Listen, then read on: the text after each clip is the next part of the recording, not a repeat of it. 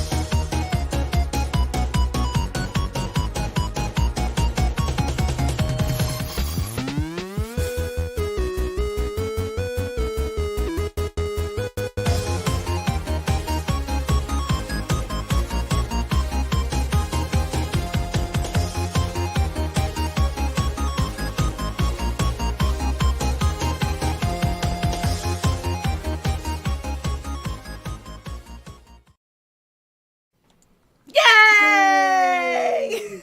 Hello. Oh, it's so funny. It's only been 2 weeks, and doesn't it feel like a fucking eternity? mean 3? Was it 3?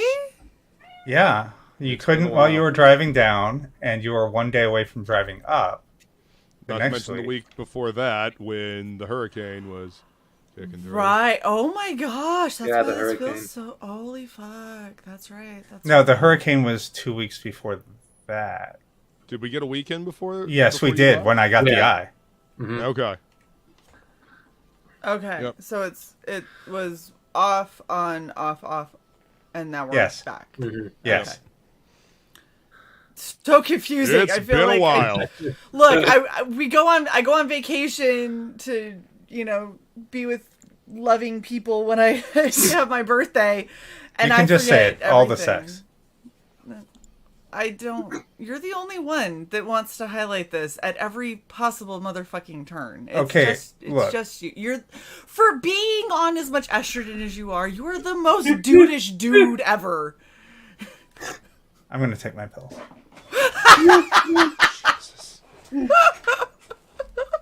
Hey, Shay, remember that one time I took them while you were here? Yeah. That was When the I last was time there I for took 8 them. days and you took them once. Yes. That was the last time I took. Hey, there are some effects. Okay, I wanted to be Stop. Just shut up, please. For the love of all that is holy, shut the Ready. fuck up. more dick than bitch. Dick Hi. bitch. Hi, Gal. It's good to see you. What's up, girl? He goes, you better Which not was be doing crying. that Wii TikTok challenge. I don't know what that is, and we're just What's a gonna leave it at TikTok? that. I know what TikTok is, asshole. I don't Isn't know it what that this- Chinese app? Spying app? Yes, it is. That's exactly what it is. Yeah. Designed to make all of America dumber and anywhere else that's not China. Red Hey, Shay. Valkyrie is also on TikTok. We just don't actually do anything on it. You don't remember a year or two ago when you got an email about don't put this shit on your phone from your job? Uh-huh. Yeah, that was Uh-huh. TikTok. Yep. What is up, Crooked? How you doing? Man, how is everybody? It's been a minute.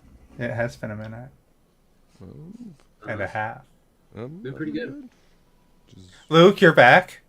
I am. I have made it home safe and sound.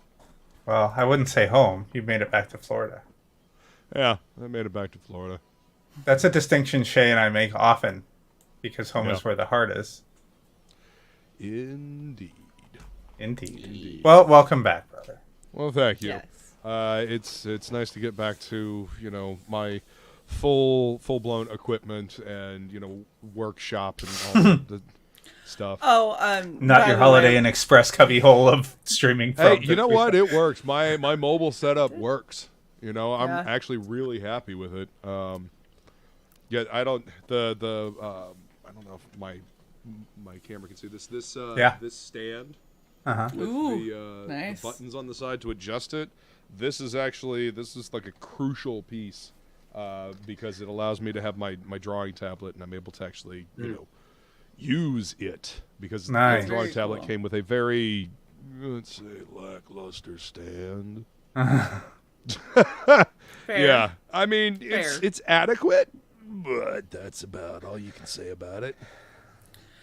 This one's got like a fucking couple of fans underneath. It Yep. powered by USB, and I can it's a transformer. It is Shay, literally a transformer. that sounds like if you combined your stand with your other thing Yeah. for your laptop. If I combine the two stands that I have, so I have one stand that is like all metal frame and really rigid and solid and everything, that sits on by the bedside, and then the one that when I'm actually working on my laptop, sits on my lap. That's plastic but USB with fans and all of that. Nice. Yeah, Um, and LEDs flashing everywhere, and it's Yeah, lots of LEDs because I'm that kind of person. oh, cloudy butt. I just saw it. This is what Gelth wants. Waving. There you go. I have a litter opener like that. Oh, Gelf didn't see that before? I don't know if you saw the unboxing, but Oh. I think that he really just wants to see this plugged in and me waving it around, which won't happen because I'm not burning myself. Yeah. Not yet, anyway. Not currently. We'll see if I decide that it's a good idea to get that out after a couple beers. In which case, then I may very well burn myself live on stream. Then that King Uh-oh. Cryptid mask is in half behind you. Oh no, not the Don't- cryptid. Don't you take out the King Cryptid. I can't. He's so good. What I was gonna say to Hey, Luke was, I brought what Sai and I got you for your birthday all the way to Florida to take it all back with me. So I'll mail it to you, Yeah. and I'll pay you for shipping for the art. Well, You mail okay, it to me. since you're shipping me something, why don't we just call it even? We'll call it even on the shipping. I'm and shipping I'll you a ship birthday it. present that is severely late. Okay, whatever. We can. We'll we can talk. discuss it. We'll talk. Yeah. What's up, Feline? It's good to see you, Skull, love. beautiful. Hello, Look what I'm Feline. drinking tonight. Oh, you know what? We Yes. checked in with everybody except Woodrow. Woodrow, I was- how are you, sir? I was about to check in with Woodrow. You were getting there. It's been Yeah. 9 minutes. It's too You're late. a bitch. It's too late. It's been 7 minutes and 43 seconds. You snubbed our DM. I'm not going to let that pass because I want to live in this game. Too late. You already put the eye in. Ah, Dad. Take 100 d6 lightning damage. No, it's You 10d10. To the eyeball. I know, and Died. the funny part is, I actually read up on the original piece of equipment because I was trying to get an idea of what it really looked like originally. While we had our break, and it's like 2d6. I'm like, what the fuck? Yeah. I made it pretty painful. Yeah. And if you're not a drow when you do that, you just die. Oh, You it just die. it just keeps drilling, and then it turns right, and then it drills some Yes, more. just die then, Yeah, Jeez. exactly. How are you, Yes. Woodrow? brother. Good. I went bowling by myself. It was really weird. I was like, I'm just gonna go get a lane and bowl. And when I showed up, there was literally no one in the bowling alley in Scottsdale. Wow. And it was like not even like employees. It was really creepy. There's like Halloween decorations everywhere, and I literally thought I had like died in a car crash and gone to purgatory. Just hadn't realized it yet. Purgatory is a bowling alley. I had like I mean, 15 minutes yeah. of just awkwardly standing around in an empty bowling alley. Is pretty bad. So, but So was the desk Did you attendant reserve it in the ahead of back time? taking a shit? yeah, I actually think he was shitting when he came out. I think he was taking shit. But yeah, it was pretty dope. Interesting. Yeah. I mean, if you walked in and on the counter you saw the handbook for the recently deceased, then you have something to worry about. You know? Oh my gosh, it's so funny that you say that. I have what I need to do a female Beetlejuice cosplay in my cart. Do you have? Because I was like, Nice. I just feel like I really want to do like a full Beetlejuice Sweet. cosplay, and so I'm going to. I feel like you have that all the time anyway. No, not full ones. Partials for streams, but not full ones. And no, Feline, I hadn't drunk this one. This particular beer is one that she gave me, and it's from the North Atlantic Brewery. This is actually the old label. I love this one because it's so I don't really know, it looks cool. classy. Vintage. Yeah. Very vintage looking, yeah. You know what it looks like? It looks like when they do those liquors that are based off of like killers. Yeah. Oh, right. It like authors. so looks like a serial killer mugshot. John Wilkes Booth Or, Honey an Ale. author shot, something like that. But yeah. Jeffrey Dahmer Lager. Honey Ale. Brother Adams Braggart Honey Ale. So fucking tasty. Wait, That's awesome. is Jeffrey Dahmer Lager like chunky? It's not. Oh. Nope. You Hey, literally Woodrow, you paid wanna catch zero us up? attention to anything I said. Yes. I know. It's okay. When does I'm not I ever shocked pay attention? or surprised. So this is the 30th episode. So Yes. we've been going through this for a little bit. So I've actually got quite a little bit of recap. It's like Ooh. twice as long as Let's the other hear ones. it. Hold So- on. There's this. I'm finding it. It's not even going to be accurate. Watch. None of those are right. There we go. Oh, nice. That one does work, actually. So, Yeah. long ago on Dice, Names, and Dudes, the party crashed through the gameverse, creaming from one video game to another. While Kirby stabilized the party's code, the ship was hit by artillery, stranding them in a game called Revenge of Zorg. The party was thrown from the ship as it fell apart, raining them down into the jungle below. Dis, the party's assassin, began to sense a strange pull coming from the jungle as soon as her feet touched down on the moon's surface. After finding their cleric Kirby's disembodied spirit, Kronos' ship, and an old companion of his, also stranded in the gameverse, they heard of a hidden drow temple deeper in the jungle. Upon arriving, they discovered the temple was being crushed by a magical plant feasting on the everlasting blood pools within. Bryn's fiery axe and an old druidic artifact gifted by Kronos' companion helped free the temple from the plant's intense grasp, allowing Dis to commune with what was left of the drow knowledge after being devoured by the corpse blossom. War, sickness, genocide. The memories left were scattered and confusing, an impression of never-ending war and hardship, until it was stopped by their enemy, the High Elves, and their final weapon. There was another memory left, though, one of General Danoine and his trip to Piri. General Danoine had an artifact that made him immune to an unseen enemy plaguing the universe. This was the call reaching Dis, a call Dis couldn't understand, a call for hope, for redemption.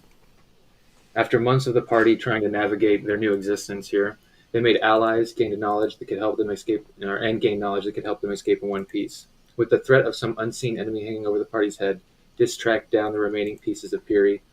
The last one, a desolate chunk of frozen space rock, had just one last threat waiting for the party.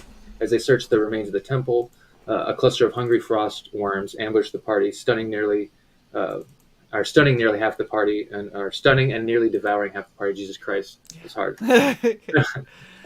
Dis eviscerated a frost worm, forcing it to regurgitate Bryn, who then went on a rampage that released Kronos from his worm, granting the party the momentum they needed to win the fight.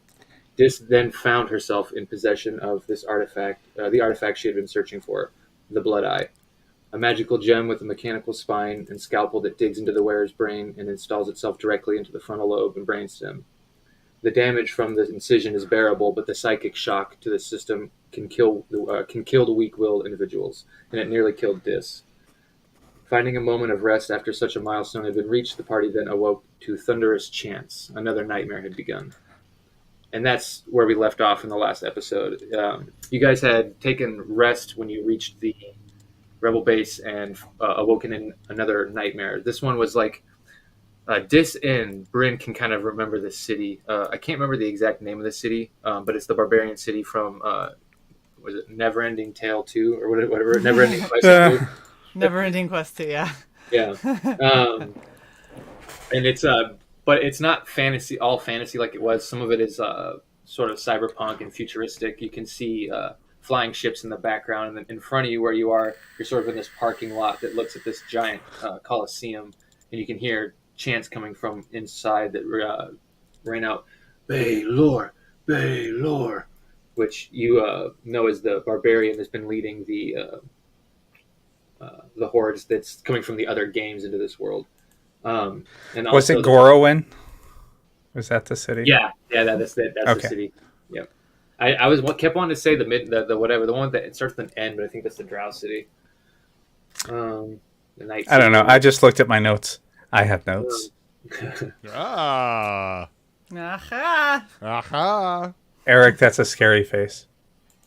Kronos, you had awakened next to your ship that had been basically forming around you to make a giant, like Mecha Godzilla sort of structure that you're inside and piloting. Bryn and Dis were merged together in one form as Perry was behind you casting a spell to give you guys extra armor in this dream world. He had described that this dream world has to be constructed by the demon from his consciousness and like himself. So somewhere hidden in here is the demon, and if you can find him, you can or Perry can extract his true name, so that way you can remove the curse from the ring, and Perry can have the demon to devour. I will ask for initiatives just real quick so I can get that on the sheet. But the way this is going to work is you have the character sheets for the Mechagodzilla and the Mothra on your, I think it's in your extras or your notes. I think it's extras. It's in extras. When it goes to Mothra's turn, so we'll just use the higher initiative of either of you. You can both use the actions on that sheet, or if you have spells that you can use. And Bryn, you can use like the things from your axe, like the fireball or the meteor as well, from the Mothra form. And if at any point you want to break out, you can.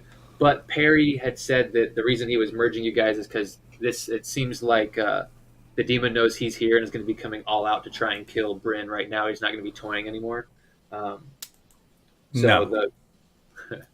The goal is to keep Bryn safe at all costs, or everything they do here is null and void. Keep me safe.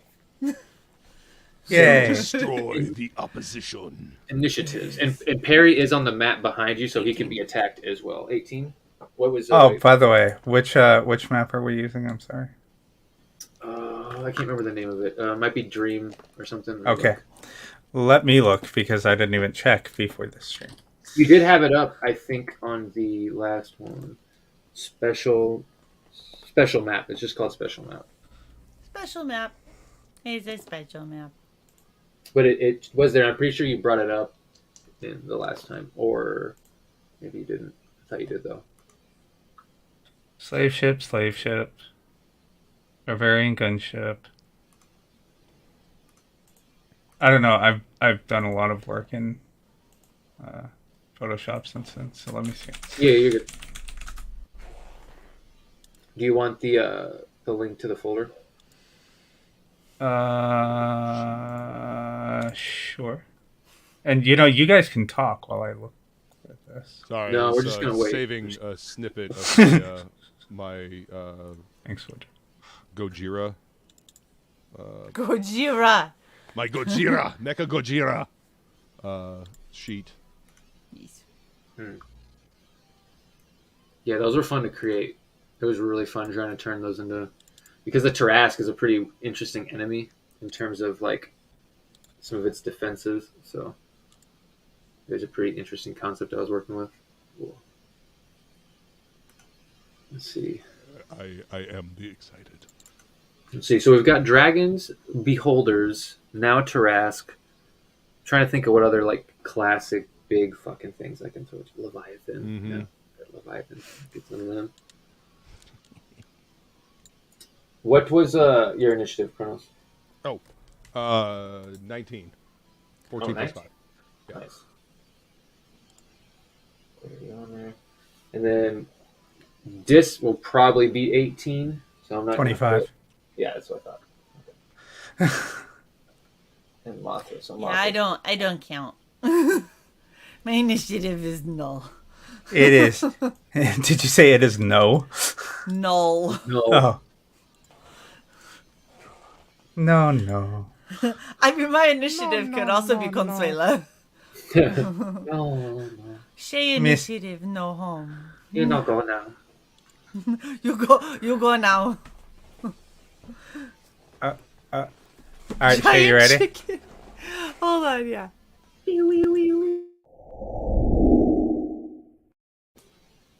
Yeah. Oh. Look at Frog G. Whispers to Woodrow, giant chicken robot. Oh, ooh. There we Why go. you gotta help? Why you gotta help, Frog?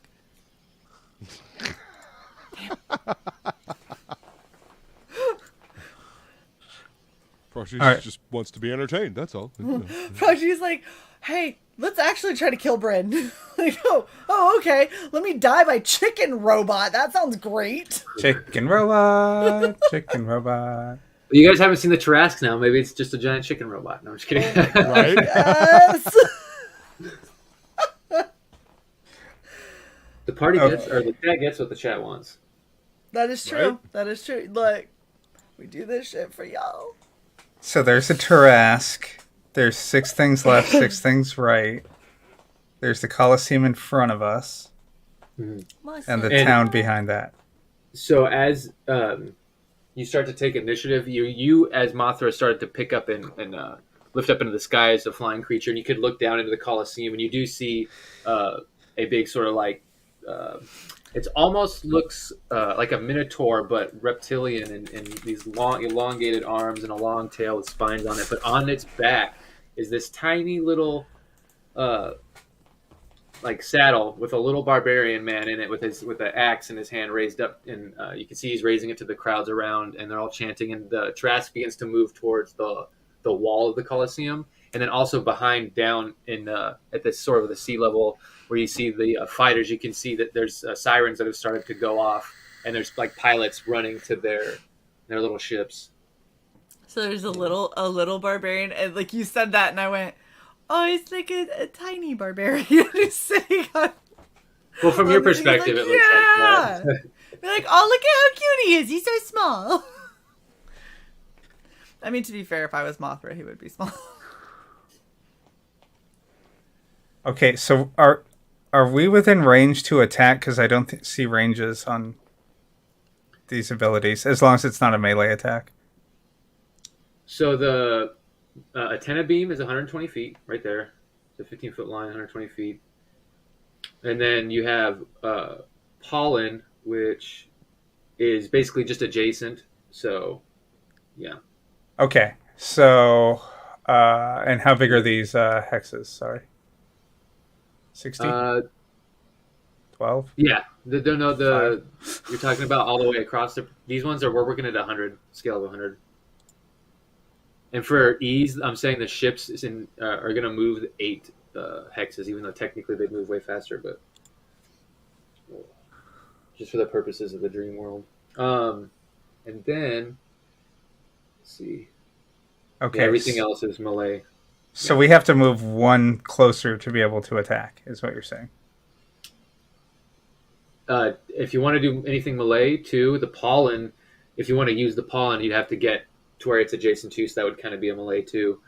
Yeah. The only real range thing you have is the antenna beam plus the spells you have, like Sunburst, Power Word Heal, Reverse Gravity.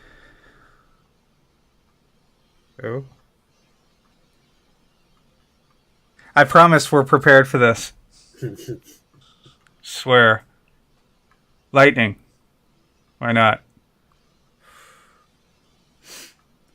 Wait, is Luke in front of us? No. Damn it! Kronos is like, I always prefer lightning.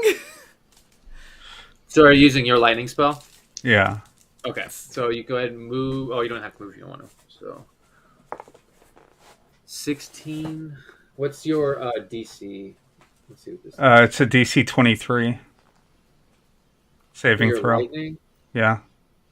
How? Antenna beam. It's the 4th line down. Oh, Each creature. you're not using lightning. You're using a antenna beam. That's different. Okay. Cast lightning. So I see where the confusion was.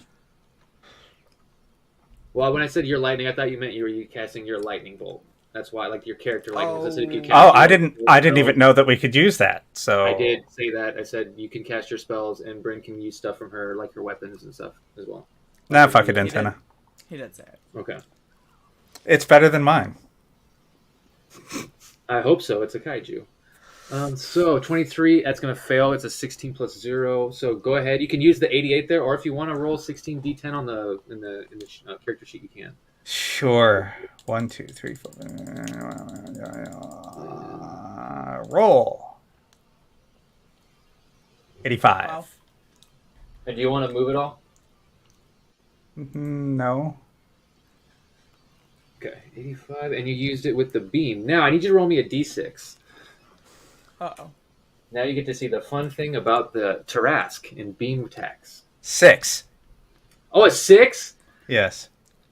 Oh man. Nice. No. Uh-oh. So you Back? shoot the beam at the Tarask, and as the Tarask sort of looks up at you, the beam hits its carapace and reflects right back at you. I need you to make a dexterity saving throw. Bad. Very bad. We got this. Sure. Wait, are we doing dex for us? Yeah, for the Mothra, which is a +0. So just a d20 +0. Oh, I thought it was a plus It's a +4. 10. I'm looking at. I'm looking at saving Oh, I'm throws looking dex at plus Mecha. 10. I'm looking at Mecha Godzilla. My bad. Oh, saving throws. 17 plus 10. 27. Yes, there you go. Yay. So, is it antenna? The antenna beam is half, correct? Let's see So here. that would be 42. As you charge up the beam and shoot down at the Tarask, it reflects back and hits you, but you kind of move out of the way, but it's still taking 42 radiant damage. I blame Luke. Hey, dreams are weird sometimes. You got to learn. But then it is the still Mothra's There's no turn. way I so, wasn't going to get blamed. so Shay, it's your turn now, but you're like the co-pilot of Mothra, so you can use another attack. The antenna beam is a recharge ability, so you can't use that until your next turn when you roll recharge. So the antenna beam's gone, but you still have reverse. I Move. can't really do anything then. You can move and attack. Yeah. Kaiju fight.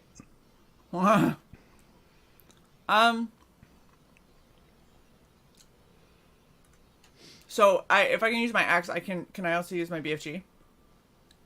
No, so you're using the magic from the axe, like your fireball Okay. or your meteor, not physically Okay. swinging it. So Mothra can't open its mouth and fling BFG. That'd be so fucking badass. Oh my gosh. Okay. You just see this light moving up its body and it just goes. That'd be fucking hilarious. And Mothra's like, don't make me do it again. So if you make a melee attack with Mothra, if you look, Mothra's got multi-attack, so Mothra can make 2 attacks, one with its pincer and claws. And then Mothra can use beak attack in place of another attack while it has a creature grappled. Yeah, in order for me to be able to do anything, babe, I'm gonna have to move us like right up. Wow, sorry. What the hell is her range? It's gonna have to be like adjacent, yeah. Mhm. All right, so I guess we'll do the multi attack. Because I mean, if we're there.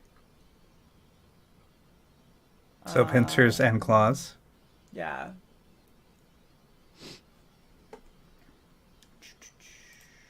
Do And it's plus 17 to hit. Nat 20. Oh, no shit on which one? So first is... The first is the pincers, right? Okay. So you fly down, sink the pincers in. It needs to make a strength saving throw, which is a 4 on the dice plus... Ooh. 46 section. plus... Oh no, that's hitting. Brr. Oh, nice. Okay, so it actually fails. So as you sink the pincers in, it grabs hold of the Tarask by its clavicle area, and your claws can come down and strike. But you do have it grappled, unless you want to bite with your beak, which you can do as well. And then the damage is going to be 4d6 or 8d6 plus 12. Good job, babe. Thanks. Oh, that was not good damage. So 24 plus 12. 36. So 36. 6, and it's a magical weapon, so it goes through that. 36, and then so it is grappled till the end of your turn, so you can make a bite attack if you want, or you can claw him. I'll claw him because it's a higher plus. Yeah. We will claw at the bitch.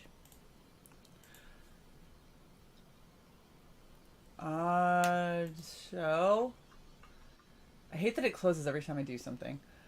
29. Yeah, 29 hits. Okay. And then 4d8 plus 10. Yes.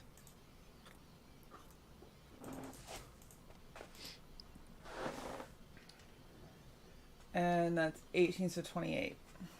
28 more hits. Yay, you did more damage to it with attacks than I did to us. Yay. Yay!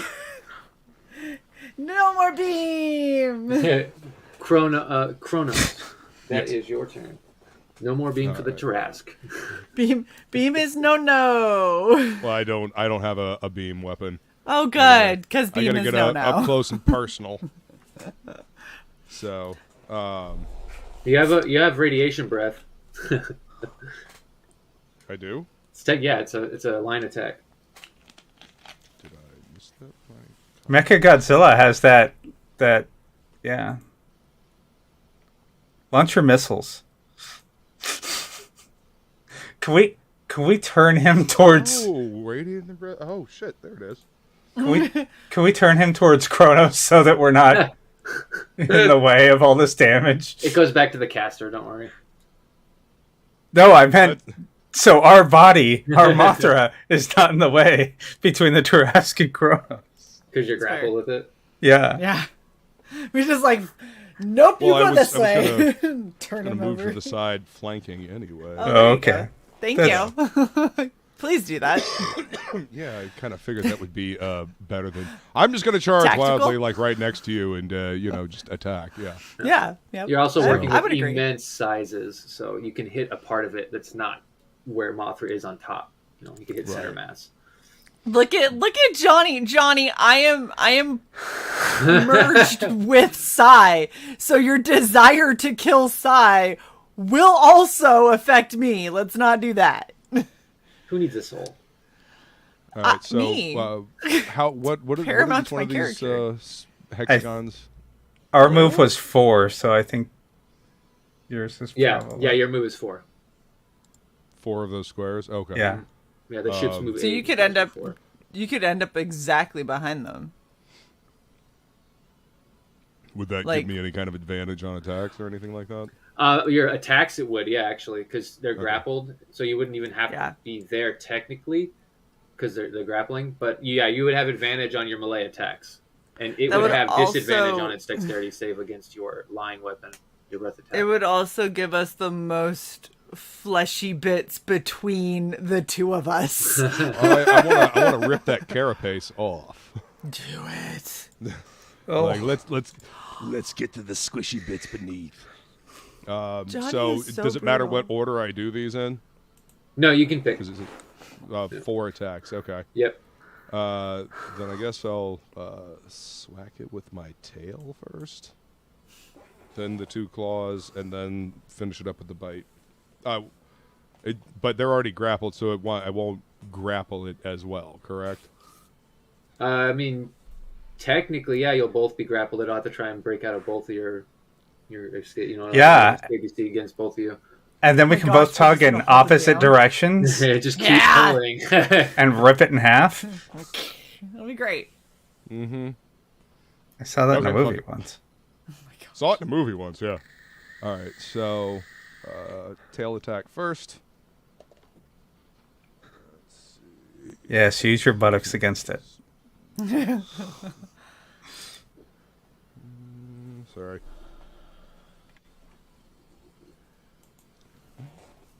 Hey Shay, do you 32 to hit. Yeah, 32 hits.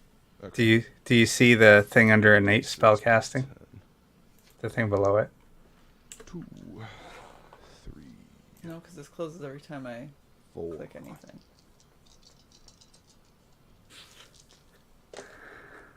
6, 12 plus 4. 12 plus 4 is 16. Plus another 2, 18. Plus Very 10, good luck. so 28. Bludgeoning damage with the tail. And then it has to make a... What is it? If you look... DC 25 strength saving throw or be knocked prone. Will that knock them prone too? No, they'll just be on top of it. Oh, okay. Yeah, so it makes a 12 plus. Let's see. I don't think it's gonna. Are you talking about dancing lights, Si? No, I'm talking about swallow. Ooh, 22. Oh, you mean all the way below it? Okay. Okay. So, you hit it with your tail, sweeping out its legs, dropping it down, and Mothra kind of moves to one side, and you basically have its center mass as it's moving to try and get up right in front of you for the rest of your attacks. And you still have advantage on your attacks. So if you didn't roll a second one on that first one, I would fish for the crit. Okay. Then I will go ahead and use both my claw attacks. So... advantage. I'll take the 14 over the 13. So that's not bad. Where can we find the spells, Woodrow?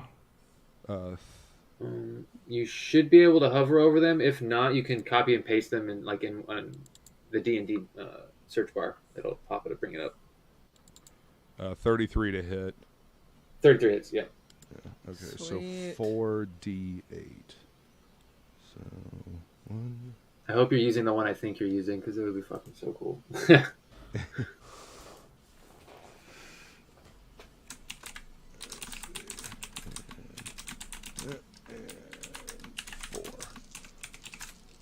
Four d8 plus 10. So that is 4 plus 8 is 12. Plus another 4 is 16. Plus another 6 is 22. Plus 10, so 32.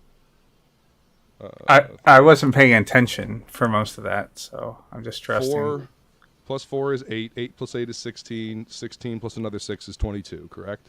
Mm-hmm. Yes. Okay, plus another 10 is 32. Yes. Okay, slashing damage. That's the first claw attack. Okay. Jeez. And second claw attack. Ooh, 19. I'll see if I can get a 20. Okay, I'll take the 19 over the 11. So yeah, it's gonna hit. okay. Yeah, you're trying to beat a 25. All right, and then 8 plus 8 is 16. Plus another 3 is 19. Plus another 2 is 21. Did I do that right? Yeah, 20. Okay, plus another 10, so 31. 21. Boom. 5. Carry that down. Nice. Almost 200 damage. And then you still have your bite, I think. Yeah. Yeah. So.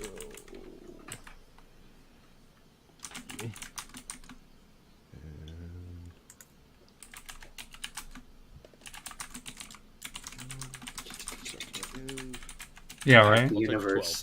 So.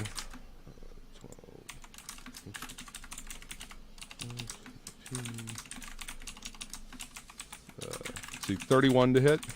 30, yeah, nice. Okay. And then 4d8 plus 10. Wait, I'm reading the wrong one. 4d12 plus 10. Okay, hang on. Let me grab the d12s. That's a d12. That's a d12. Oh, you don't have it grappled, though. Okay. He got a nat 20 on his strength check. All right, But he's prone and grappled by someone else, so I don't think it matters. Nope. Let's see. And 4d12 plus 10. Okay, so here we go. So 8 plus 3 is 11. Plus a 10. Nice. So 21 plus 5, 26. Plus the 10, so 36 with the bite damage. Piercing damage. All right. So, first round, Mothra swoops in, clamps on with the piers, and begins to stab away with their long front claws. Mechagodzilla just begins walking through the wall of the Colosseum around the side of the Tarrasque. Just screw any of the audience members. They don't matter. They're just dream people anyway. And he just begins to walk around and twist around the other side, swinging his tail through the stands and then underneath the Tarrasque, knocking it down, and then just begins to eviscerate it with the claws, and then a final bite down that clamps on, but doesn't seem to have a strong grasp, or as strong as you'd like. It seems to be moving out of your grasp, even though it's being moved around by Mothra still. As that happens, you guys can hear the siren still going off behind you, and you see that the interceptors have lifted up off the ground and move 8 squares towards Perry. I can't see how close would they be. 1, 2, 3, 4, 5, 6, 7, 8. So they're all going to be within range. Okay. And while those get moved, I'll make some attacks real quick. Okay, you wanted me to move what? All the fighters 8 spaces closer to Perry. 17. Ooh, okay.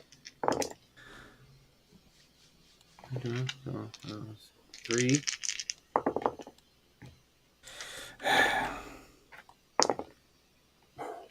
At 20, so he's gonna have to roll for that.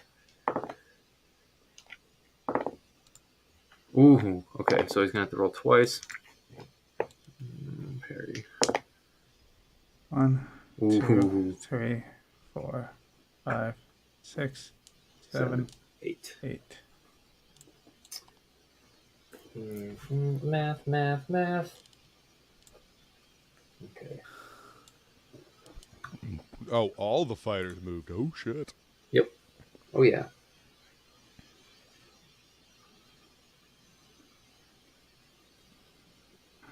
Okay, so that is 12d8.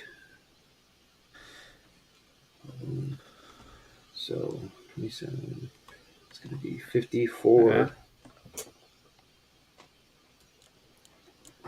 So on their turn, you can see the interceptors all get up and they all start flying, just dead bombing for Perry, shooting their lasers, and they seem to be kind of ignoring you on this first pass. It seems that they're just focused on him and trying to do something. And as you can see, all the lasers sort of bombarding him. He's sort of like gone in this blitz of light for a moment, but then it sort of fades in the smoke, and he's still sitting there. He's got this sort of arcane shield around him, and you can see that it's like pulsing a little bit, and you can hear him say in your head like, "Ooh, okay, let's try to keep my focus here. Sorry I can't be of any more help."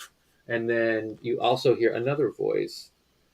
Where did it go? I just had it. Oh, yeah. So as he's talking to you guys, you hear another voice go, "You think your little spells are going to keep her soul from me? You're sadly mistaken." And then you begin to hear that laugh of the tabaxi again, but then that goes from a tabaxi to some alien kind of voice, almost demonic voice, and then it's multiple voices breaking off. And the interceptors went. Now the Taras is going to go, so he has to make one escape check. I can do that too. Oh, no. Okay. So these are going to be with disadvantage. He doesn't break the grapple, but he's still going to try and unleash his attacks on you. Uses half of his movement to stand up as he tries to shake the moth off of him, and the moth kind of moves around to the back, still stabbing with the claws. I just want to punch him in the face. No! Punch him in the dick. I don't know if I touch his dick.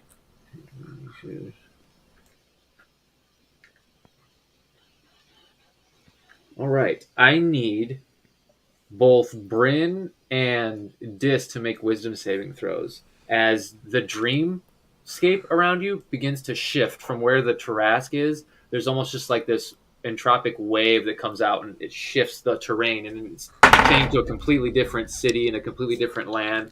There's like snow falling for a moment, and then it kind of reverts back for a moment. Is this a charm? Or a psychic or a magic sleep? No. Okay. 17. Oh, that's what you needed. 14. So one fail. So if you had both failed, it would have been a complete paralyzation. But in this case, you're basically just disadvantage on physical attacks for one turn. That is that. Sorry, now, I would have failed regardless, because I even let me try rolling a physical die, and I got 10, and my wisdom saving throw is a +6, so I would have just failed anyway. Oh.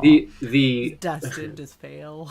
The barbarian gets up off of the saddle and you can see that he like unhooks his legs as it's like rolling around. He's been running along the Tarrasque and kind of reaches up and tries to grab part of Mothra and begins climbing up one of the closets and starts just hacking away at Bad the barbarian. legs. What is your guys' AC as Mothra real quick? 22. Oh yeah. 15. Okay, so that's 4d10 plus 12. 5. He doesn't provoke anything. 15. No. No, because he didn't leave. Well, I mean, he's doing a lot of shit. Yeah, but he's still attacking the thing that he's not disengaging us in battle. He's actively engaging us in battle. We can't get Disengage doesn't provoke. Just saying. You know what I'm trying to say, asshole, and you're being a pedantic bitch. No, I just learned what disengage was. So that's 32 slashing damage. Okay. And then the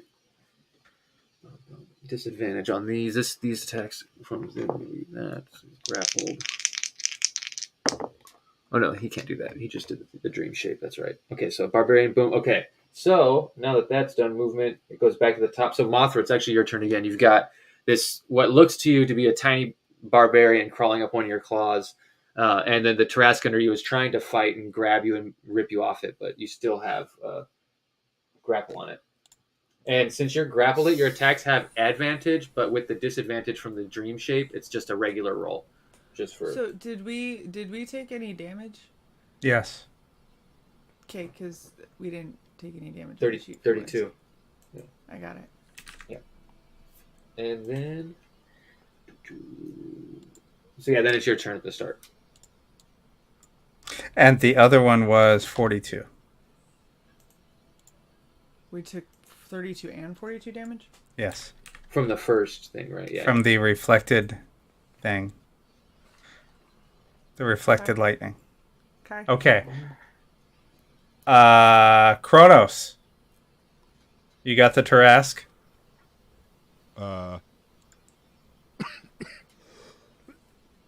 He doesn't have him grappled. Yes. We do. I mean, I don't have it grappled. You guys do. I'm aware. I'm saying if we were to break off and go, say, take care of these fighters. Right. Since we are a flying animal.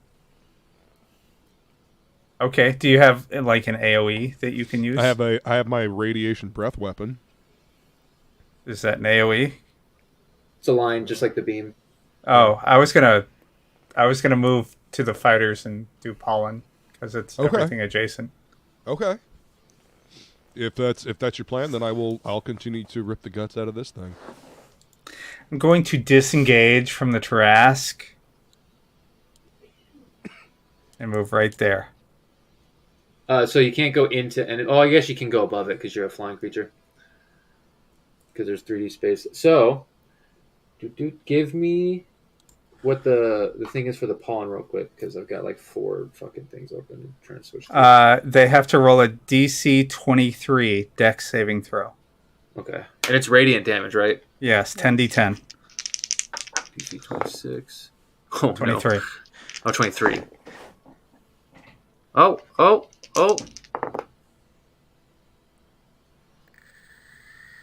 Wow. Okay, 2 of the guys made it. Out of 5? 6. 6 out of all. Oh, technically you don't get that back one. Yeah, I was gonna say we're adjacent to 5 of them. Can I do that? No. That's not how the game works. Sorry.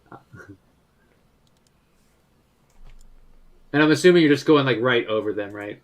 Just like kind of dusting them, like. Well, yeah, dusting. Yeah. Disengage. So this is attacking. Yeah. Let's see. Okay, so go ahead and remove all but 2 of them. Nice. As the pollen hits the engines, you can see them. They all start to glow and kind of get really bright. Yeah, you can't really see for a moment like Luke, and it's just like as the pollen fades, the ships are just kind of like spinning out of control. Their engines are on fire and burning and crashing into the ground below. So am I leaving 2 or 3 because one was outside the effect? You're leaving 3 total. You're leaving 3 technically, and Okay. 2 of the all you affected. Yeah. And then that is Mothra with a move and an ability, and you can go ahead and roll a recharge. One of you go ahead and roll a d6 for me and tell me what you get. Can I also roll to shake this fucker off? The guy who's grabbing onto our claws. I'll say as a part of your movement, you could try to like barrel roll or something and try and like just flick them off if that's what you want to do. Yeah, I do. Okay. I rolled the like- d6 for us. Like a bogey across the room. What? It was a 4. I think a 24 is a 4 on the dice. Okay, that's not a recharge, so the beam isn't back.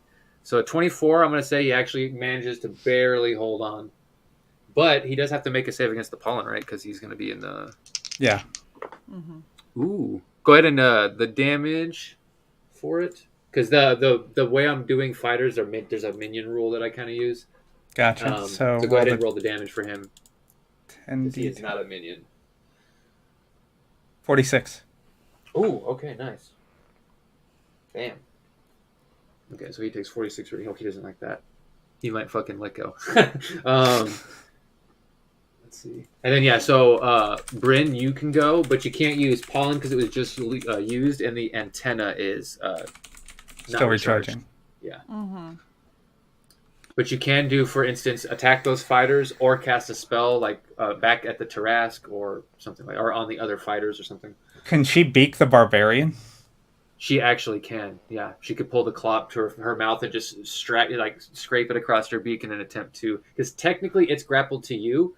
So yeah, you can. Also, you can use the bite attack on him, and he's a small creature Okay. or a medium creature, but. So which attack? The beak attack or the You could use the claw beak. attack? The beak. Okay. The one that has swallow. Yeah. I don't want that That has inside us. Swallow? Beak. Beak. The one up top. I know. I'm just making sure because I was like, swallow's a different thing. I think he's just saying that we have the option to swallow, and we're gonna spit. Oh, that wasn't good. It's a 23. Thank you. Yeah, 23 is actually going to hit. Whew. So the one claw comes up and around in front of the beak, kind of drags along and just brings him right into the corner of the beak as the beak shuts down on him. 2d10 plus 12, babe. So 14 plus 12, 26. 26. All right. So Is he grappled in our mouth now? technically you have 2 attacks, so if you want to try and grapple him with the pincers, you can. Like pick him out of your mouth and hold him with the pincers next to the beak. That's up to you. So you have 1 more attack. That's up to Shay. Yeah, we'll do it. Why not? I don't want him in our mouth.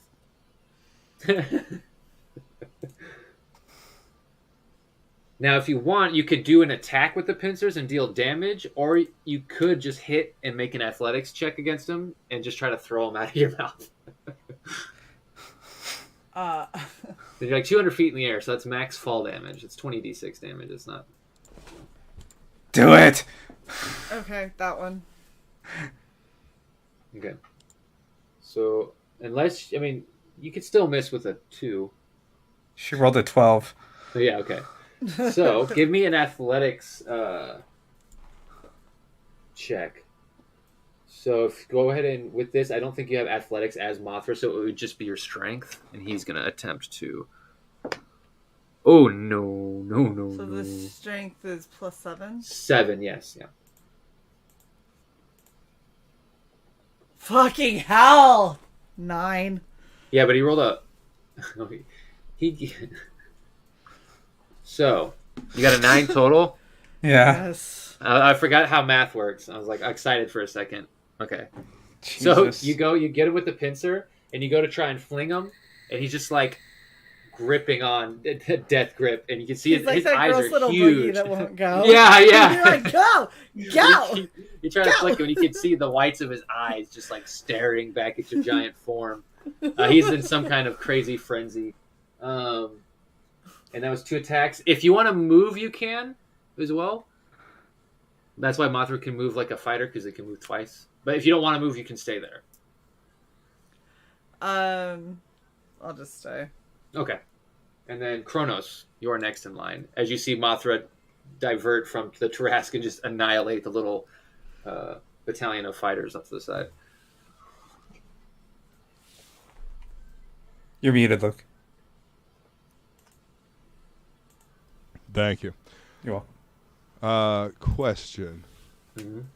My breath weapon, it goes in a straight line. Does it like could I move around the Tarask and shoot at it and possibly hit the fighters behind it as well? You mean like something like that? That in a straight line? Yeah, and then hit those 3.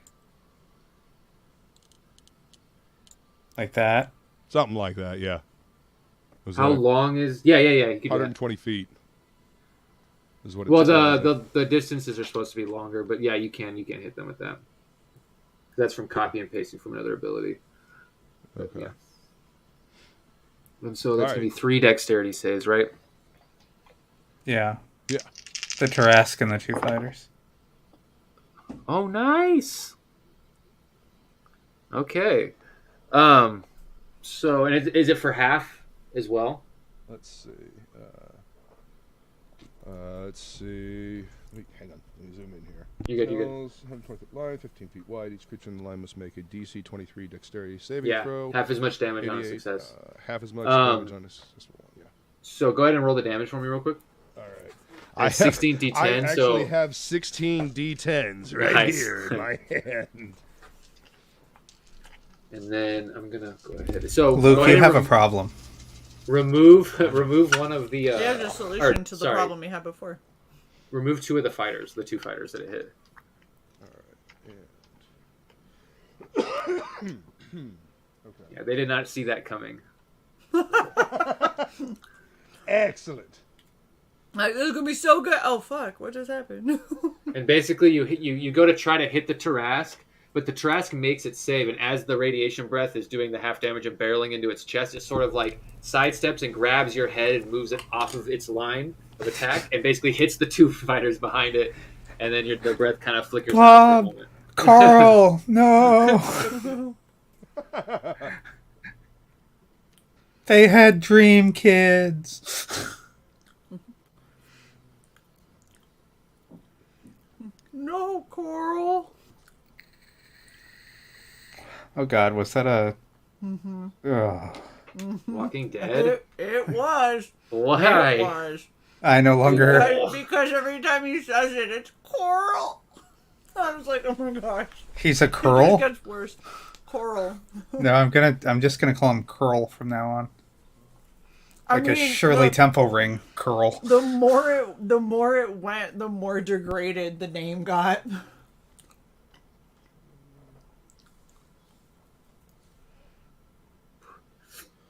Luke is doing his 100 damage. Oh, even? Even.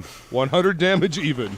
Nice. So Luke got 100 and went, hold up, I must have fucked up somewhere. Recounted and went, nope, that's 100. Okay, That's good. now comes the fun part, because this is still technically a line attack. I know it's not a beam, but so I need you to roll me a d6. Me? Okay. Let's see. D6. Oh. D6. Don't roll high. Okay. I'm glad I rolled a 3. Okay, so 3, the beam doesn't seem to actually do any effect to the carapace. As the beam is like digging into it, you can see the carapace is getting hot, but as soon as he moves your head away and it destroys the 2 jets behind, you can see it instantly cools. The beam seemed to have no effect. You feel like you could get through, but it's just really fucking hard to hit this thing with like line attacks, or maybe go ahead and give me actually with your universal skills and you're in your ship and like say you could like scan it. Give me an Arcana check. All right. Hang on. Let me Or history, whichever's higher for you. Moving lots of dice. Hang on. Every intelligence roll for me sucks. It happens. Rogues Glad can't be good at everything. Glad it's my dump stat of 16. Bye, Frog G. Later, Frog. Take it easy, Frog G. Good night, Frog. Thanks for coming. So I am Arcana or what? History, whichever's higher. History? They're the same. So Okay. yeah, Arcana. They are the same. As you're scanning it, you can see that this thing has its the structure of its carapace is anti-magical in a way. It can reflect certain spells and stuff like that. Okay, I got it. 18, 15 plus 3. If that matters. It does. Yeah. Okay. It does. Yeah. All right. Yeah. Because there is more information. So. Yeah. It seems to have an anti-magic effect that can reflect spells in line attacks. Whoa. So like a lightning bolt would still get reflected, similar things like that. So bolts of any kind are going to get reflected back at it. Line attacks, yeah. Okay. And certain spells could be too. You don't know exactly how that works, but I can still cast spells, right? yeah, from inside the pilot seat, you can still do your spells and stuff too, if you wanted to. You don't have to attack with the mech. Okay. And you said that we could too? Mm-hmm. Yeah, correct. Yay.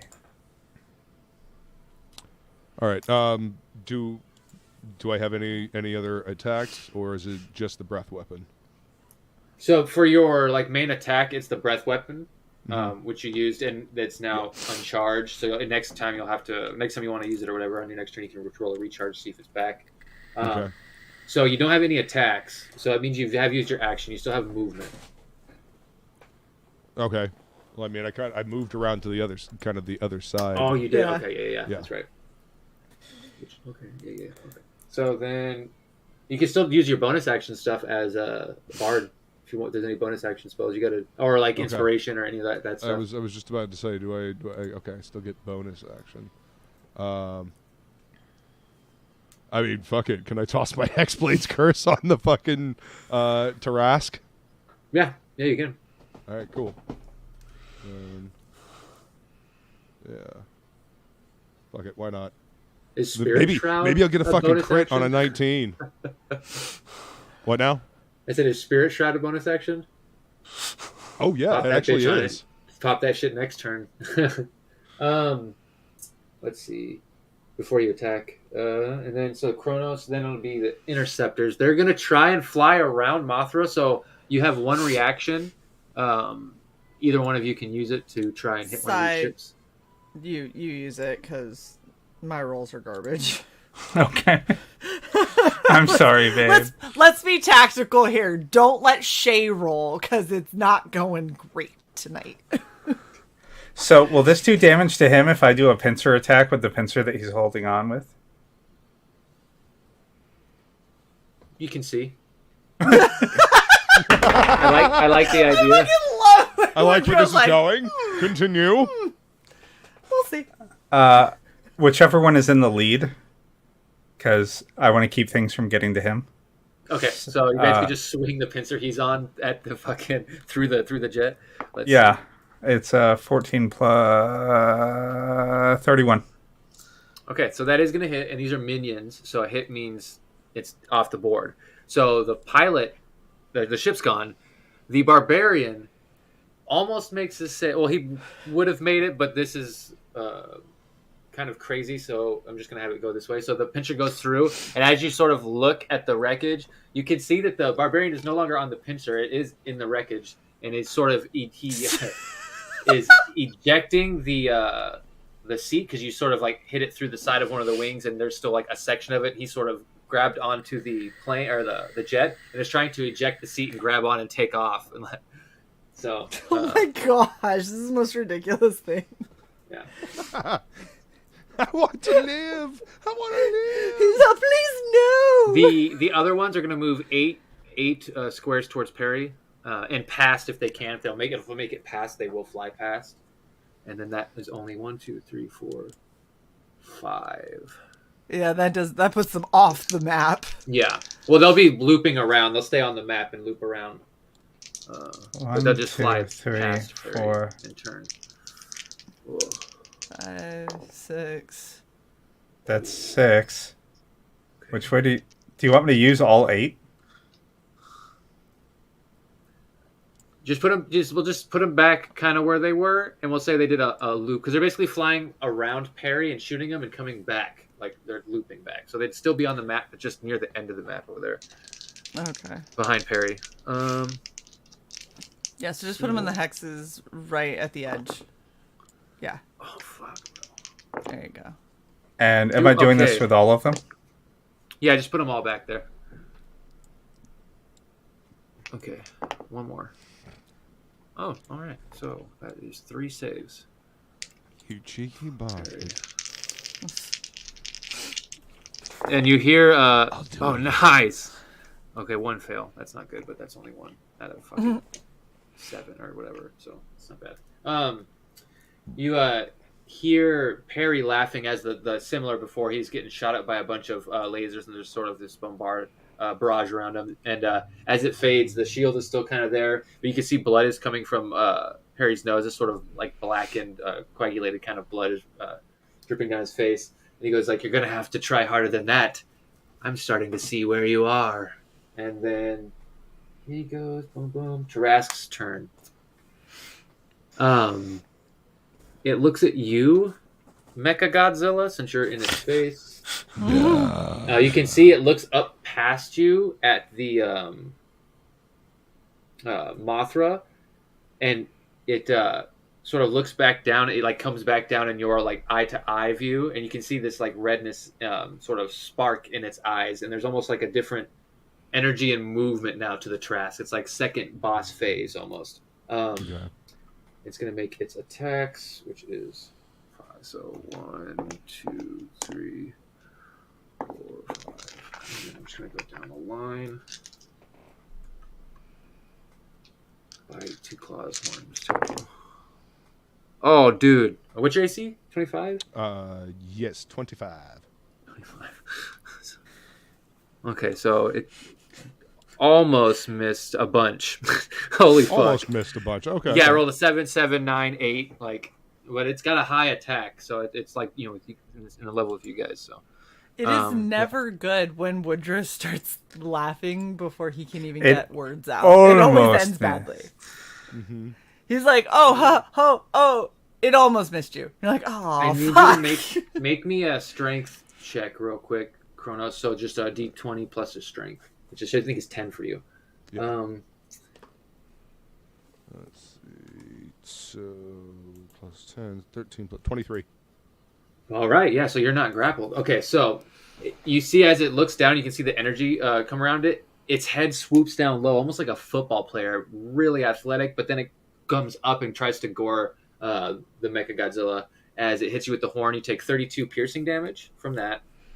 And then as it's coming up, it reaches down with 2 claws and lifts up and sort of rips you off the horns and does 2 claw attacks. And that is going to be 56 slashing damage. 56. Okay. It then sort of as you're kind of readjusting and getting yourself, it comes back in close again for a bite. It's another 36.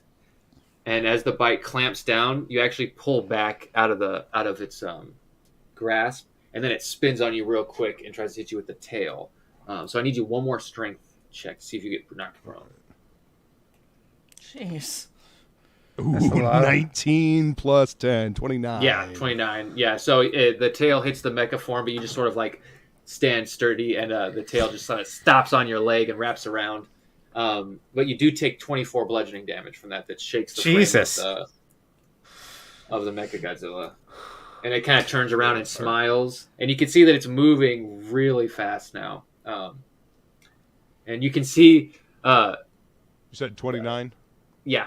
Or no. 24. 24. Oh, okay. Yeah. And as you're sort of looking, you can see from where Mothra is, there's another sort of jet falling down. And from it, you can see this little torch shoot up into the air as one of the ejection seats goes off. And then that's it. Mothra, you are about to go. Yeah, Mothra, it's your turn. Yeah. So where's the seat in relation to us? Higher, lower? It would be higher than you, in a square just behind you, basically the one that's closest to Perry from where you are. Did you say that the You can roll a recharge to see if your beam is recharged, since it's the start of your turn. Yeah.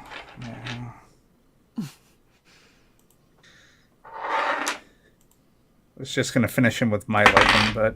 You a can. 6. Holy shit. Okay, well, you have the intended beam if you want. Fuck it. Light this motherfucker up.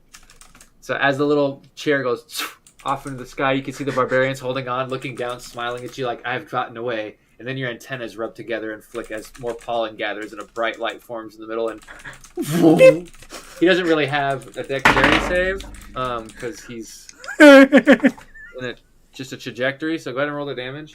Nat 20. So, Oh my gosh! You don't roll an attack. It's a save. God damn it! So you can't crit. So just roll damage. Sorry, I don't think he's gonna live. It's what? How much damage is the average? 88? I don't think he's gonna 88. live. Yeah, he couldn't live that. Survive that. 16d10. I should make Shay roll. We'd end up with a 16. Yeah, exactly. I would still kill him. 76. Yeah, 76 plus 72. So let's see. I think he's dead. No, but as the share's shooting off, you flick the antennas together and just hit him with this 15-foot radius beam, and you can see just that little bright form of the chair just turn to ash inside the beam, and then the beam stops. There's literally nothing left, and you still have movement.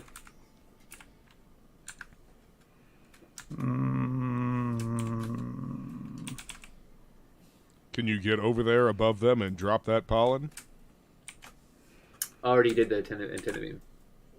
Oh, okay. Only one of those. Or But one or Shay- the other. Yeah, Shay is Gotcha. going next, but there is a movement. And then Shay. And then Shay. And then shit. Fireball those motherfuckers. That sounds good. I like fire. How big's your meteor? And can you point it? Turn it Or- into a line. Horizontal meteor. Horizontal. I'm just saying, aim for the back of the crowd there, and you'll get maybe all of them. I don't know how big her meteor is. These It's a hexes 40-foot it's a 40-foot radius. These hexes are hundreds, so So I can. Yeah. you And can they're hit flying one. in formation, not right next to each other, but with How the many meteor, can you can I also hit? you could also hit like the Tarrasque with the meteor. These are minions. I don't want you to waste a meteor. Oh, spell yeah. on a Go minion. ahead and hit the... wait a minute. Yes, hot. Never Yeah, mind. because if I Hang on. Okay. If I grab the motherfucker and hold him wide open... He's already holding Bad on to you. idea. I will state. Yeah. It was line attacks and certain spells. And certain spells. It's The the meteor certain is not spells bit that has the me worried. meteor is not a line attack. No, it's But not. it is a spell. Well, I did say certain targeted spells. Those were my specific words. If you read spells, specific words are used in spells. So does meteor say target? A creature, or is it just make a radius, an area attack? Pretty sure it's just an area attack. It is. Hot I damn. can't. Not that I can find anything because heaven forbid I find my shit that I'm looking. On for. your character sheet, hit spells. It's under Axie. It's not under spells. It's under I know. Axie. I'm on under Axie, and because it doesn't say like meteor and then like list shit. I have to read all of Axie to find it. Well, meteor's at the very bottom because it's the exalted Exalted. abilities. So you can just scroll down for the good There stuff. it is. Summon a meteor. Good fuck. You know what? I'm gonna go in here and I'm gonna write meteor in all caps just so I can see it. Well, it's the capstone ability, so it's gonna be at the end. Yeah.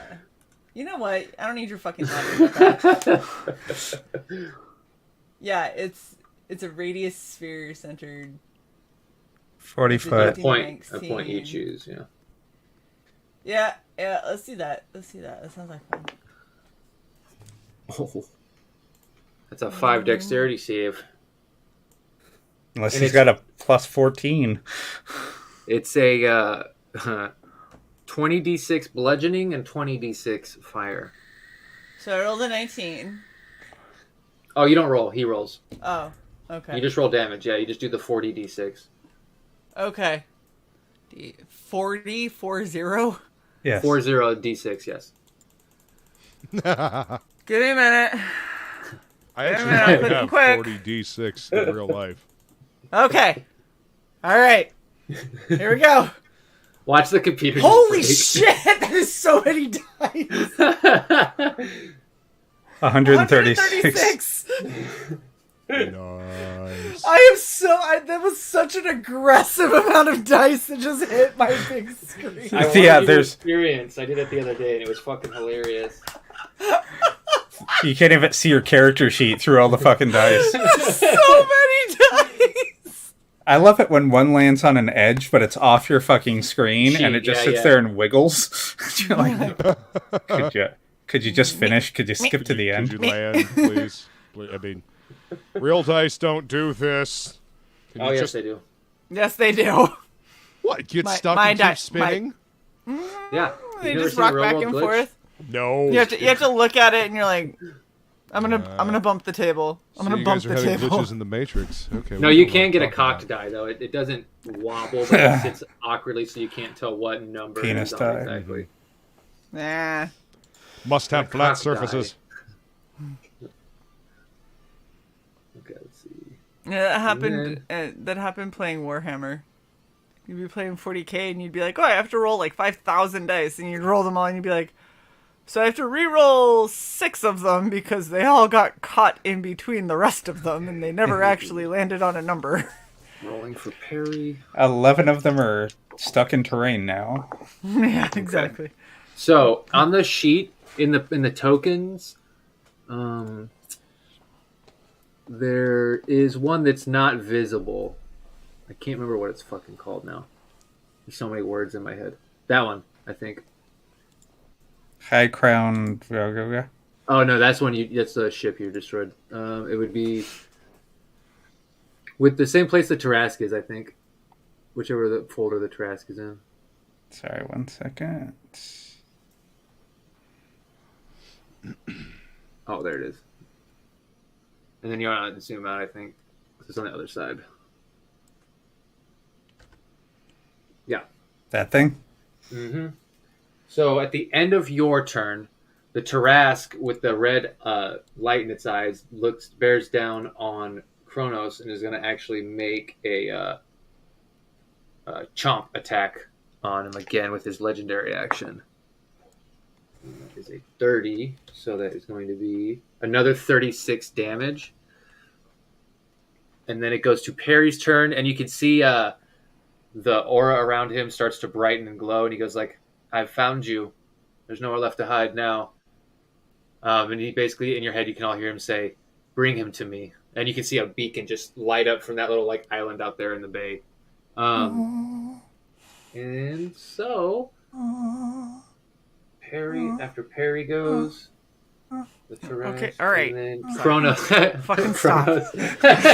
Kronos, it's your turn. Fuck. I wanted to make this a little bit less dry, okay?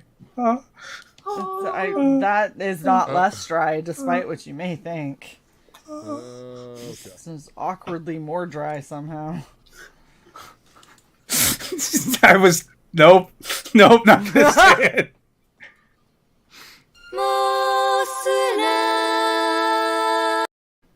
Okay. Is that the reset? Is that how you Yeah. reset us? Like, nope, we're going back to a time before reset with Mothra. So, Kronos, go ahead and roll a d6 to see if you recharge your radiation. Let's see. Deal 6. 5. Yeah, you do. All right.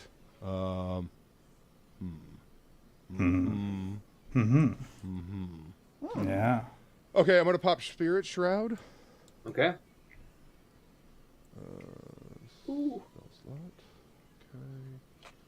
And leave. Okay, and then I'm going to attack, I guess, with my tail. Ooh, all right. We're going for just straight up whomping. All right, so strength Oh, attack. Let's see if he can roll better for this strength check. All right, he does. That's a 22. It still fails, I think. What's your... Is it a 20 or a 23? DC 25, yeah. Oh, okay. So, yeah. You actually use knock him prone. That's...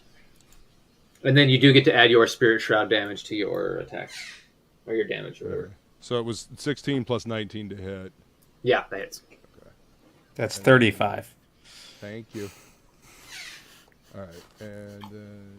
Small numbers, I understand. I will, Shay. 1 sec. Extra damage, so that will be 4d6.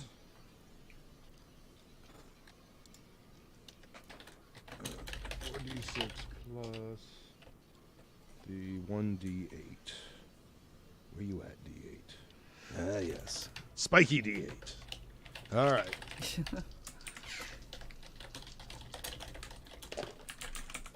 So 5 plus 5 is 10.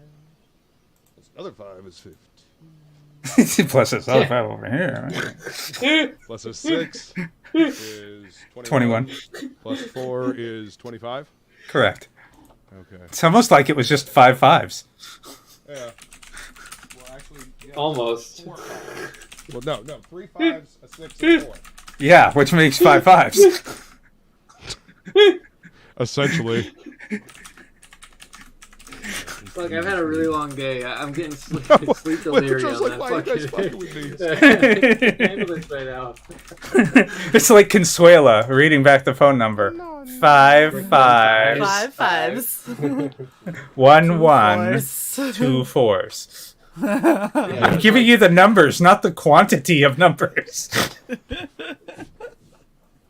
All right, so yeah, that was for the tail attack. 25. Okay, yes, 25 total. And it is knocked prone, so your next attacks have advantage, which means you can crit on a 19, so you get to roll twice. Well, I would your crit hex, on so. a 19 anyway with the Spirit Shroud, right? No, with the hex is what. Yeah, the hex is the what lets you hex. crit That's on right. I it, yeah. popped Spirit Shroud instead. Okay, Well, you popped hex last round, so you have that's both. right. Yeah. That's right. So if I kill this motherfucker, I get health back. All Good right, luck. time to die. So claw attacks. I guess we will go for you. And yeah, you have advantage. 19 or 20. 19 or 20. 19 or 20. Can I give Luke the 20 I rolled? That's not a D20. Where the fuck? There's my D20. Don't roll a D20. That's no D20. That's no D20. All right, here's the D20. All right, and I have advantage, you said? Yes. So you'll need another one of those D20s. No, I'm just kidding. All right. So... Stop making it complicated. 16 plus 19 to hit. Yeah, that hits. So 35, you said that was? Yes. Okay. Very good. And then, hey, I remembered. 4d8. He can do the maths, plus Sis. No, he remembered Additionally, the fact that he just had that roll. And I... It's less of doing math and more of the turning over card game where you memorize where things were once. wait, I remember this sequence from before. This has happened before. So 4d8 plus 10. And then I get an additional d8 because of the spirit shroud. Is that only on the first? Okay. No, it's on all your attacks. All the attacks. Okay, so let me grab My spirit shroud. one is more fucking dope. d8. All right. Luke, I'm gonna get one of those. I'm gonna get one of those old school Simon Says, and we're gonna play that the next time me, and Shay are together. Okay. But you're gonna need to be drunk and high at the time. Stop it. 7, nice. Shay left us. She's like, fuck this shit, I'm out. Straight 30. Oh. Yeah. Oh. I think. Let me double check that. Oh, I didn't add the extra 10. So, Okay, so 40. 40. Yeah. 40 slashing damage. Yeah. All right. Yeah, because And then 2 7s. 18. Yeah. All right, and then second claw attack. And your 2-hit is a 19, right? Yeah. Okay. Plus 19, yeah. So don't roll a hit. 5 or lower. If you roll a 5 or lower, you miss. But do roll a 19 or a 20. Damn. 18. Come on, 19 or 20. Nope. Oh, no. Okay. Got a 12 on that second one, so anyway. Okay, so 37 isn't a crit. 5d8 plus 10 slashing damage.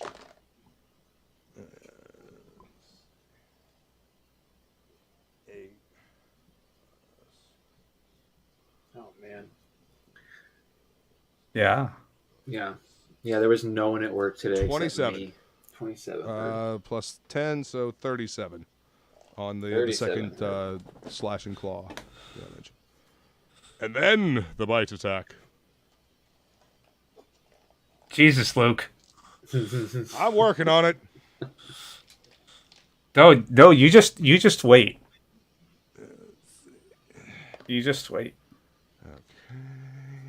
I'm gonna take some fighter. 19. There we go. All right. And that was the bite? On the bite, yeah. Nice. Good one to crit on. Right? Okay, so 4d12. Wait, don't go away, calculator. I'm going to need you. And then it's going to, with disadvantage, D12. D12. 17 on its strength save. Is that enough? No. Nope. No, it is not. 4d12. Take some fighter for And action surge. Yeah, I would. It's awesome. Action surge. Do a haste. You can. See. There's some pretty dope shit out there you can do. I have haste. Mm-hmm. I know. Okay. Okay, So and yeah. the bite 4d12 plus 10, and then I also get the plus the d8. The 2d8 because it's a crit. But yeah. Oh, 2d8. Let me throw one more d8 in there. Nice. Okay. So He's starting to look hurt.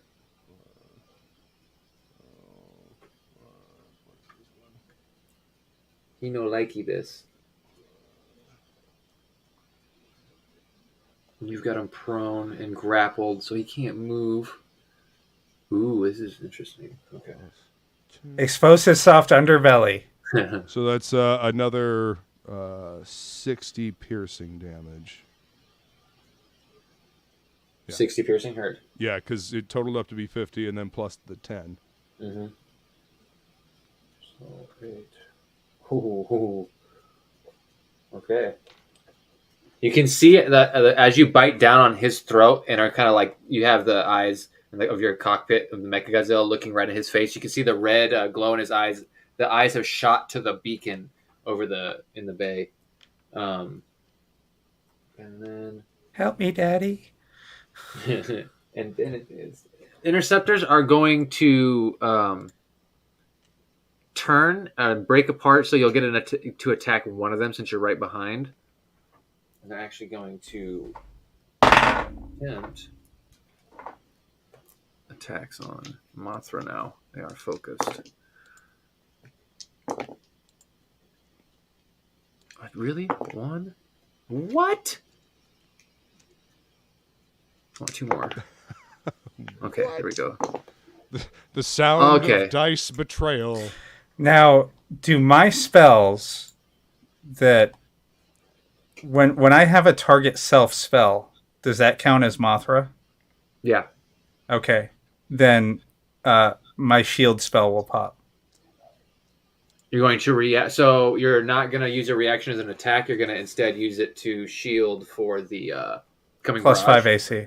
Okay, Yeah. so then the only one that hits is the nat 20 then. You actually canceled two attacks. Two sets of attacks. Holy shit, shield comes in handy. It's plus 5 AC. Yeah. I mean, whenever I used it, it never saved my ass. So that's why. Well, you're using it against a dragon that has like a fucking plus 17 to hit. So I tried to use it against the damn plant thing, the temple, and the Yeah. thing still got me. But it's a legendary creature that I had another really hard hit. Okay, fair enough. Let's see. So with that, then that's only going to be 54 radiant damage from one attack. Is that all? Yeah. Pussy. Crit. And the rest of them, they all seem to be focused on you and trying to get locks. But they took the turn to attack and try and get damage on you. Are they moving? Trask, yeah, they're basically moving. Like I said, they're moving away from you and like kind of turning around. Okay. You, basically. I just need to know where to put them because it's going to matter when I rip my new asshole this round. You can kind of move them, I would say 2 spaces down from you because they just basically went back and like you turned back on their spots. They're kind of staying in there. There you go. Boom, staying and trying to stay in formation. Do you want me to put these 2 spots down as well? Yeah. 1, 2. And then that is back to the Trask. All right. He has to first attempt to break the grapple. So, no. Okay. It's a 19. I think it's a 20. What's the escape grapple on the bite for DC Mechagodzilla? is 20. Yeah, so 19. Yeah, so he can't break the grapple. You can see as he tries, you just bear the teeth down and push him into the ground. And he, with the elongated arms and claws, tries to dig into the Colosseum floor and pull out of your grasp, but can't. He seems to be stuck there. So, since he's in the grapple, he'll use his disadvantage attacks instead. So, these are disadvantage. And you've got a 25 AC, or is it a 20? Yeah, 25 AC. Okay. Yes. Oh, shit. With disadvantage, that doesn't hit. With disadvantage, it's a 1. Well, a 1 on the die. It's a 3. He bites himself. Yeah. He bites his lower lip. 1. Okay. Suggestively, you have begun the mating dance of the Trask. So, Godzilla is made uncomfortable. he rolled with disadvantage high enough to get you once. So what he does is he whips his head to the side as he's trying to get out, and one of the horns jabs in the cockpit area of Mechagodzilla, doing 32 piercing damage. And so as you're sitting there piloting, you see this large Trask horn just move as the head moves and kind of comes in next to you in the cockpit as sparks begin to just start shooting everywhere. Son of a bitch! Then... can I cast Hellish Rebuke? As a reaction, yes. Yeah. Yes, you can. And it is a dexterity saving throw, right? Which he has disadvantage on because he's grappled. Let's see, what level can I cast this at? I cast it at... 9. 9. Let's see, yeah, I'll cast it at 4th level. Dang, okay. Yeah, so 5d10 fire damage. Heard. Let's see. Where my d10s at? Come on! I'm sorry to hear 16 that. of them. No, I'm just kidding. Yeah, they're right here. All right, so 5d10 fire damage. All right. Meanwhile, Kirby's having just the most amazing sleep. I know. Damn it. I'm going to piss in his sleeping bucket when we get back awake. Do ooses sleep in a liquid form? Actually, yeah, they do. They I sleep in a figured. puddle. I figured it was like Odo in DS9. 33 Heard. fire damage. Yeah. There's any kind of... I don't think the Spirit Shroud is only is melee stuff, For right? attacks, It's not yeah. when I'm attacking. I'm going to go ahead and roll this one. Oh, a 1. Okay, cool. I'm just going to keep that to myself because it goes through. Nice. 1 plus 2. 3, 4. Oh, man. Okay. Oh. So- I think I just got lucky. Then it goes back to Mothra. So, Dis, you are on top. Pollen! All right. So that's going to leave 1. Oh, no. That dice is gone forever. Oh no!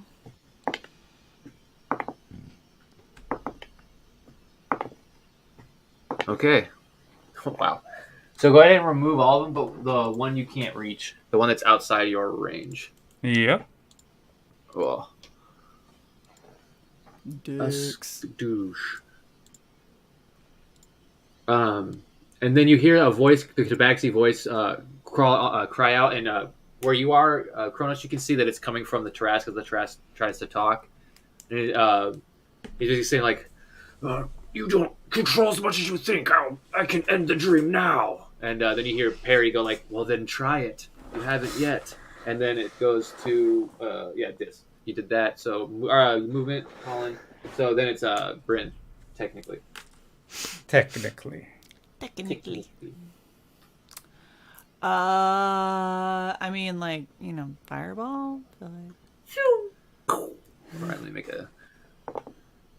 Ooh, fucking nothing but. So for Mothra, same thing. Sort of the antennas flick again, but this time instead of a bright light, the antennas just catch fire, and this little just orb of fire goes and hits the engine of the jet that's flying away. Just fucking when it just turns into a fireball and actually like disintegrates. Yes. Let's see. And then the fire isn't like Disintegration. red. It starts off as like sort of that normal oranges, but instead of cluming out, it kind of turns into like a divine fire. So it's so more like white and radiant than fire. Okay. And then, if you want to move, you can. And then Might as well move over. after movement, it is Kronos again. Yeah.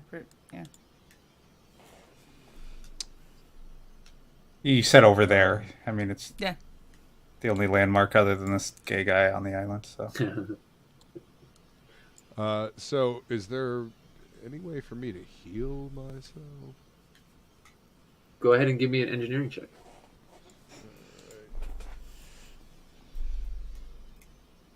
So I'm using. I don't see engineering on Mechagodzilla. It's not my mate. It should be you. Yeah, it's, all right.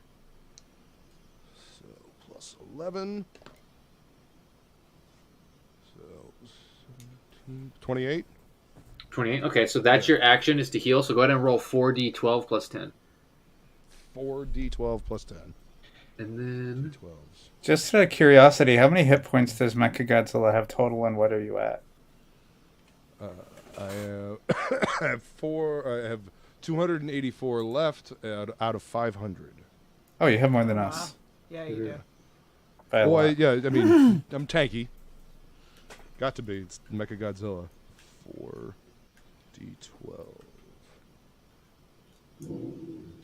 yeah, Mothra Was that- can fly. 4d12 that thunder? plus 10. That was a motorcycle. Oh, okay. Yeah. Yeah, 4d12 plus 10. Yeah.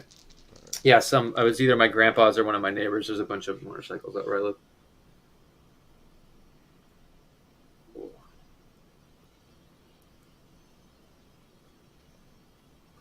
And then you can move if you want towards the glow, or you can try and just keep the Tarrasque pinned down. That's on you. By the way, when Perry said, "Bring him to me," 36 was he back. talking to us? Yeah. You have a sense that Perry needs whatever's over there.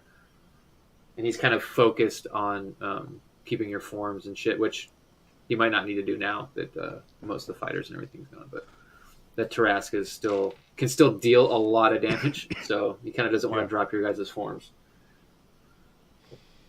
Okay, so I got 36 back. Okay. So yeah, so are you going to move, or are you going to just keep the Tarrasque pinned? Oh, I'm going to keep the Tarrasque pinned. This bitch Okay. ain't going nowhere. Then it would be the Interceptors, which is not that turn. Tarrasque, he's going to attempt to break the grapple. Okay, so this time it is a 27. Yeah. So he does escape, but that is his turn. So it breaks and kind of pushes you off and rolls over, and then it goes back to Mothra. Okay. So, Do the do. what do you mean do the do? I don't know. I would have to recharge. I've done the antenna. I've done you the can, go ahead and polish. you can roll a d6, see if it recharges. Beam attacks are going to... There's a high chance of a reflect back at you, remember. 5? 5? Yeah. Yeah, 5 recharges. Yep. Awesome. So instead, I'm going to use one of our 3 a day and heal us for 70 points. Nice. Okay. Yay! Do you get our heal, or you want me to? I got it. Actually, I think it tracks it separately. Do you see 312 right now? No. Okay, then heal it Yeah, for it's- 70 on yours too. Yeah. It's on your sheets. It'll be different. Oh, And come back. can I move too? Yeah. Oh, braggart. So wait, what did you say? Plus 70. No, what did you say that you saw for the HP? Oh, shit. 312. I must have missed damage. Yeah, I think you missed the first damage, which is where the lightning reflected back at us. No, I put that in there. Oh, okay. Well. It's fine. I got it. Oh, while you were AFK, we took damage once. Okay. You got this, right, Kronos? I say as we fly by.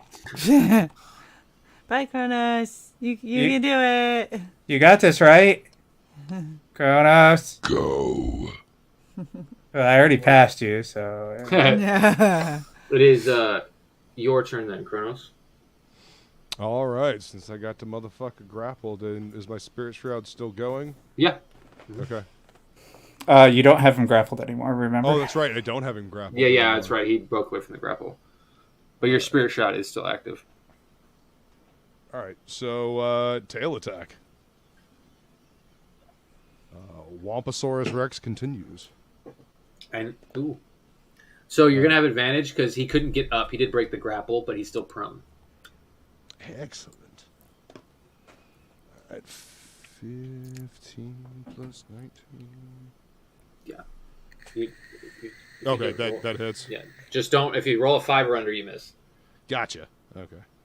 You did say that. Okay. Tail. So 4d6 plus 10. 1, 2, 3, 4. And then a d8 for good measure. Uh-oh. Shit. Where did my sheet go? Damn it. Why are you doing this to me, Chrome? I picked up the spiky D8 and it closed my window because it hit a button on my keyboard. Wow. Those are some heavy fucking dice, dude. Yeah. Like it hit it hit one of the F keys as I was picking it up. I'm pretty sure you could kill someone with metal dice. They like Especially- to roll damage, I will say that. Put several of them in a sock, Yeah, 100%. and now you have a flail. And then you can roll for damage. Yes. Crit. Aw. Ah.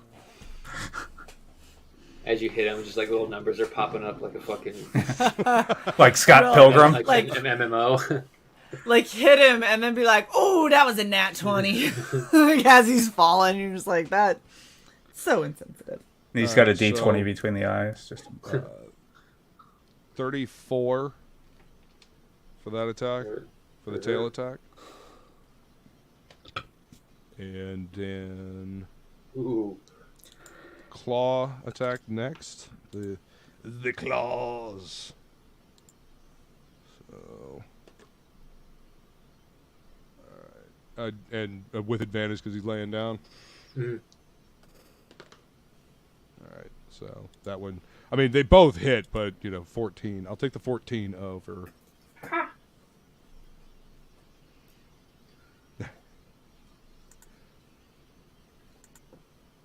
Thank you. Let's see. Nope. That. Nope. Don't throw him on the I just floor. knocked one. Floor rolls. Yeah. We count those here. Nope, we'll take the 8. Well, that's how I do the big die. But Yeah, it lately hasn't liked me. you have to just drop. You can't. Yeah. It did Have just to just drop, drop. and it was like, So- "Fuck you, bitch! Where you been?" I was like, "Oh, okay, my bad." I thought we were cool, 4d8. but Where are my d8s at? That's a D8 because it's spiky. Shit! What you should see the mess that is my desk right now. Holy shit! That's how mine used to be. Mine was literally a torrent of just chaos. So many dice. Mine is really bad. Luckily, I've got my shit together finally. I have like a little space. It's nice. No, I don't have my shit together at all. Not even. I don't even have a semblance of having my shit together right now. That's a D8. Okay.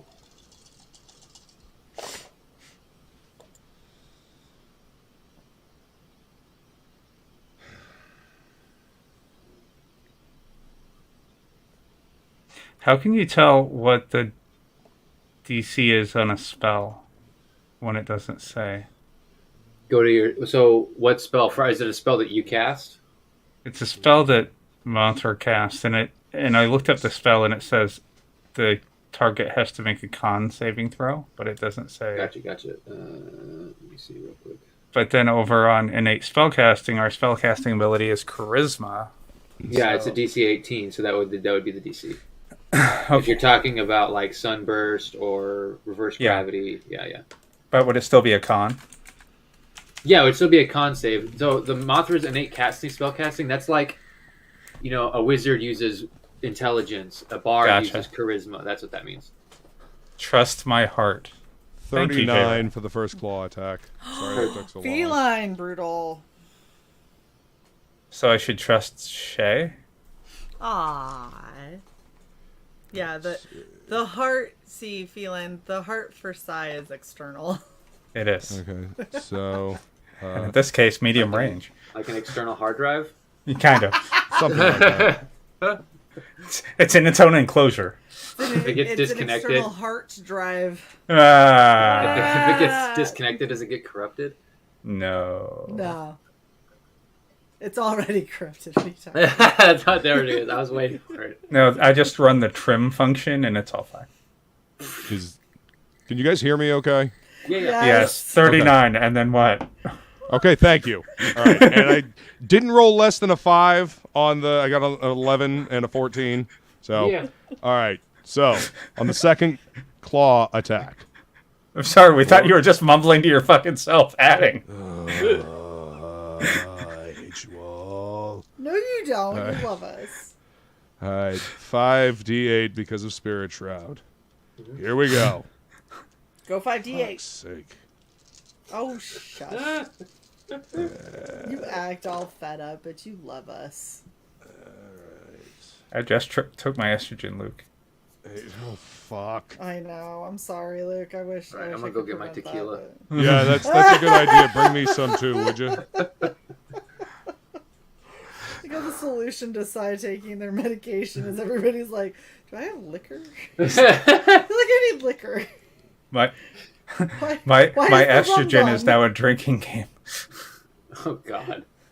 What are you? Why is the rum always gone? All right, 34 on the second claw attack. All right. Oh, shit. So that's And 74 now total. the bite attack. Yes. Possibly. Hold on. 19? Oh, 19 on Yes! the fucking bite attack. Fucking Fuck again. yes. You always All crit right. with your bite. Yeah, exactly. Careful, Ramen. Careful, Feline. He's got teeth. Well aware. Oh, yeah, 19 though on the die. This one doesn't grapple him though. This bite does not grapple.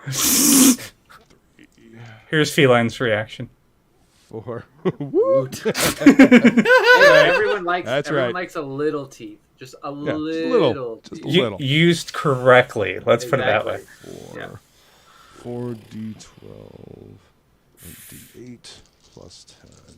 40-12. That's over 4K. No, come back here. Where the fuck What? did that one go? Hang on.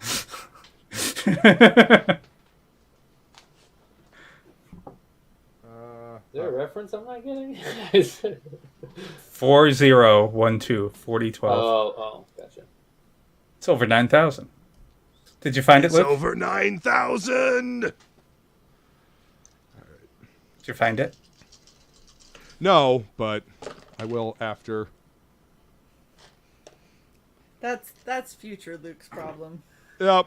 That is correct. That's Luke's foot in the middle of the night problem. As long as it's not a D4, you'll survive. D4's auto crit on a feet. Yeah, their favorite enemy is feet. Especially metal ones. Metal feet? No, metal D4. I know, I was just kidding.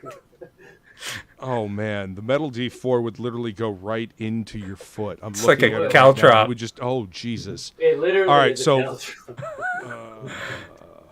56. 56? 56 on the bite on the bite attack. Let me do some. Oh no, okay. So, And that was a 19 crit.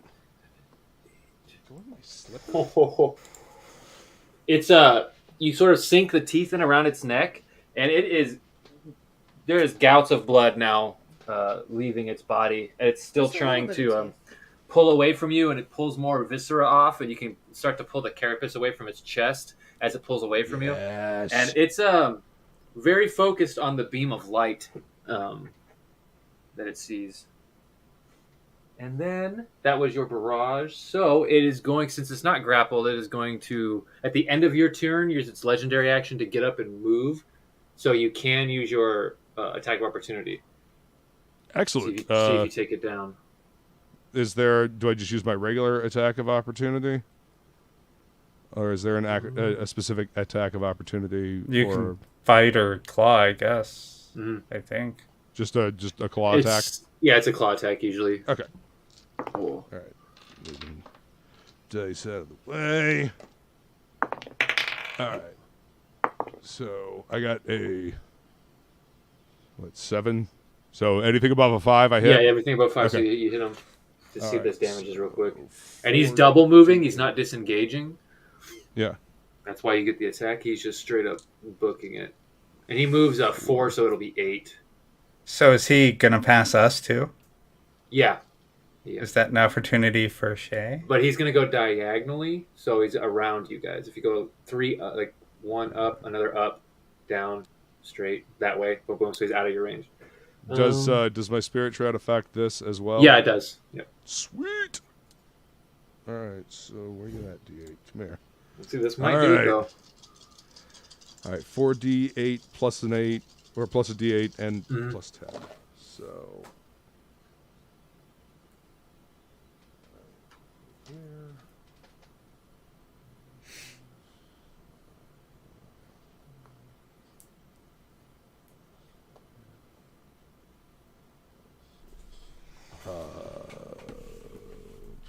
plus 36? 36. 36 slashing. Yeah. Okay. Heard. It's there. Okay. 36. Oh, man. Okay. It continues creaming through. It sort of runs down, breaks through some walls, breaks down through some buildings. You can see it's heading for that beam of light.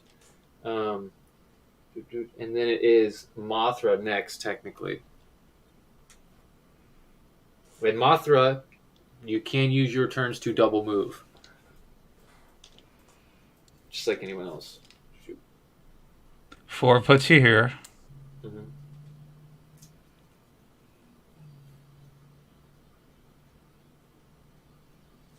Shay, it's you, Mothra, not me, Mothra. Why is it? Well, you're first technically. You beat. You're you get first the and initiative. then me.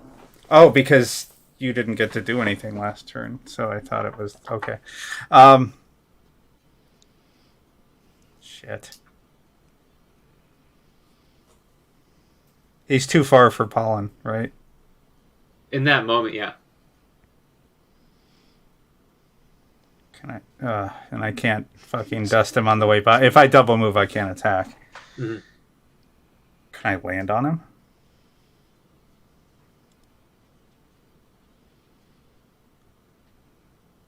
If you want to just hover above him, you can. I meant like a flying tackle kind of thing. Not with the double move. No.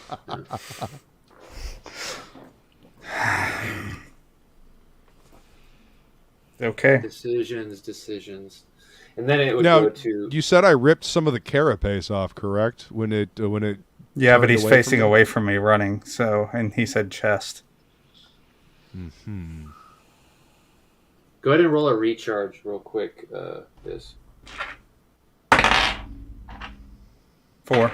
4. Okay, no, that's not a recharge. So then it goes to Bryn's movement for Mothra and attack if she wants to attack or double move. I was thinking about casting a spell, or am I out of range for my normal spells? No, you can use your normal spells right now too. That's still an option.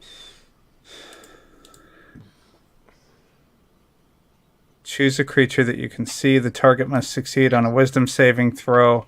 Have the Tarask make a wisdom saving throw. Does that spell target him? You said targeted, right? Correct? The target must succeed.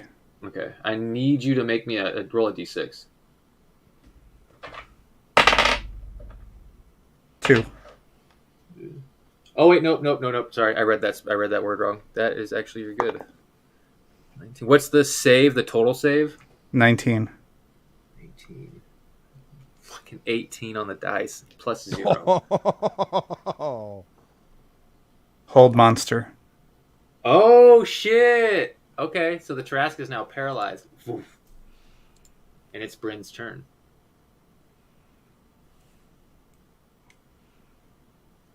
And double move would be 8 spaces, or attacks would be at advantage and be auto crits because it's paralyzed. I mean, Sai, what do you think about me just? It was it ran away from me to get towards it, to get to its master. So, I've put a hurt on it. If you can finish it, do it. Well, that's what I'm saying. Is if I do multi-attack. Go ahead. Okay.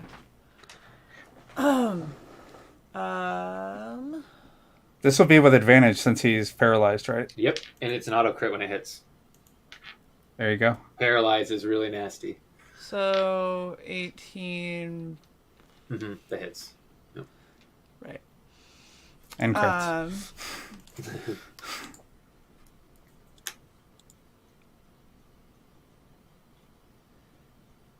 Sorry, I'm looking at what I need to do. I was just gonna hit with the claws.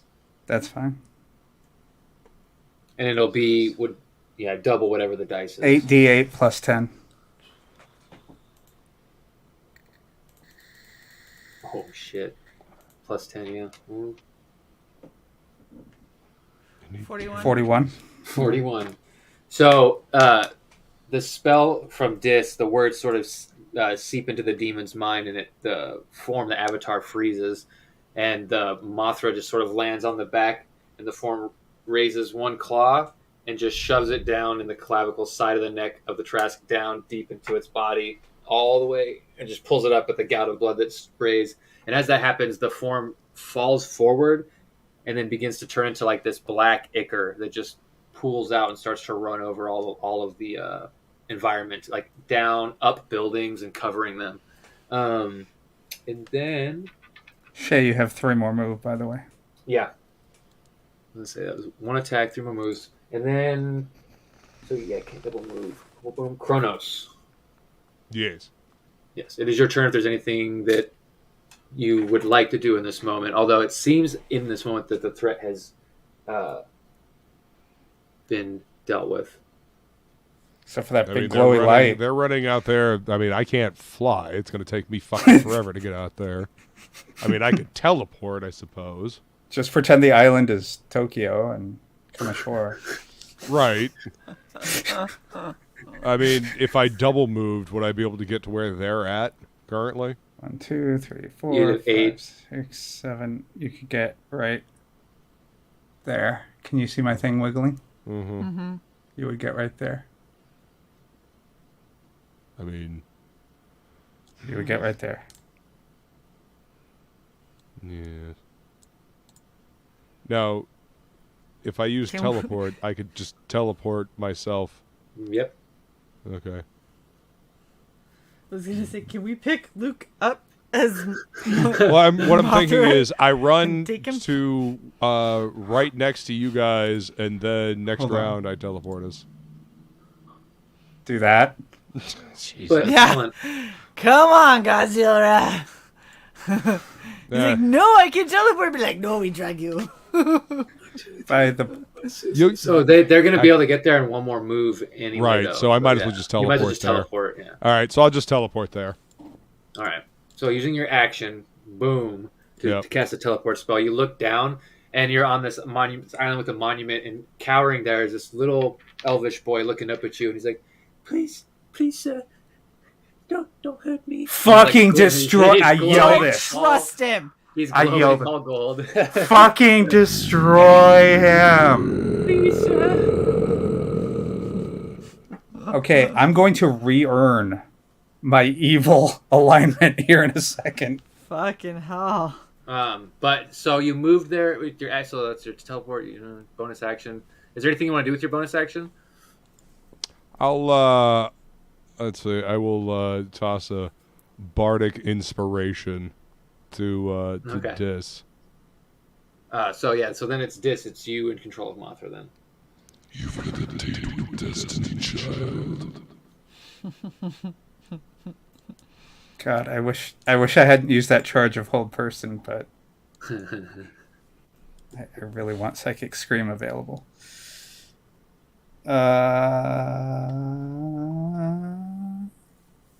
Can I upcast lightning? If you have higher spells, Remember, our boy back there wants to eat this thing, so maybe a little Also, tenderizing. remember that you're in a dream world. Oh, Just cook it ahead of time. Yeah, you need to get if you remember, you need to get the true name of the demon so you can remove the curse of the ring. in the best impression of the tall man, what's your name, boy? boy! So yeah, is that where you got in one movement? That's where I got in one floor? movement. Okay. If you want to double move, you can. I was thinking about casting another hold monster on him so he can't try to get away. Can I do that from that range? So technically, you can do hold monster on him because it's the demon entity, and demons are monstrosity. Well, they're devils, fiendish. So yeah, you can. Dink. Okay. You fiendish And- bastard. I am going to. Okay, I actually got to look up. What's the 18, right? 19. 90. Ooh, okay. I need to look up a Rakshasa. I forgot to open it real quick. Ooh, Rakshasa are fucking nasty critters. Like in mythology, I'm not even talking about, in D&D. D&D ones are interesting, but I kind of changed it a little bit. Flavor. Have to. Otherwise, everyone Man, knows this what's gonna happen. entire campaign has been one flavorful campaign, and I fucking love it. I'm just saying.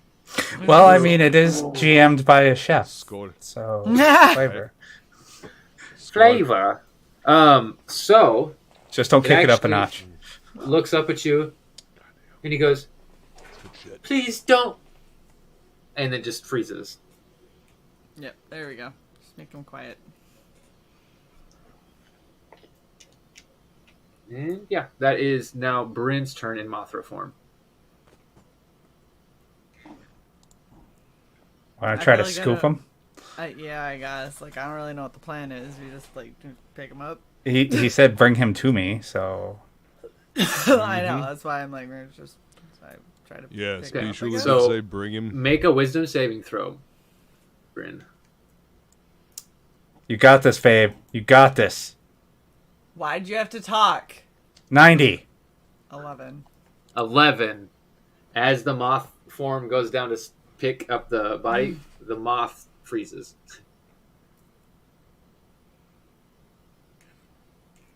Do I get to save? No. Can you shut up next time I try to roll? You got this, Bryn. You got this. Too late. I did- Dis. I do Yeah. need you to make me a save, but it is not a Wisdom save; it's a Constitution saving throw. Oh, okay. 13 plus 4, 17. 17. as the moth form freezes, you can see, similar to when the Black Ichor came out and when it used the dream ability when things around it changed to another place, you can see something similar happening with the moth form as it shifts and changes and separates into two large amorphous forms and shrink back down to Din and Briss. Or Din and Briss. Dyslexia for the win! Yay! Yeah, but The Brandon worst did. Been part there, is my friend. you Been said there. that, and Trust I me. didn't even No, hear anything. I knew what you wrong. meant. I was like, yeah. I just figured there was a transporter accident, Yes. and I'm now half Goliath. Yeah, Part of exactly. one, That was- half the other. It's a real You fucking know what? bad I like that thing. idea. Let's do that. No, I'm just kidding. No, Can we but not do that, please? yeah, the moth form has been separated. So, back to Are we still in the air? Yeah, and you do fall, but it's not. It doesn't seem to do much damage, actually. Are we still paralyzed? Yes, you are not. Yes. Kronos, it is your turn though. You saw the moth try to like go down and scoop it up with the beak or claw or something, and it just freeze and then deconstruct. Okay. And it looks like the So- dream is getting like the dream is being fucked with when that happens. Okay. Annihilate him. No, we can't. We need his name. Yeah.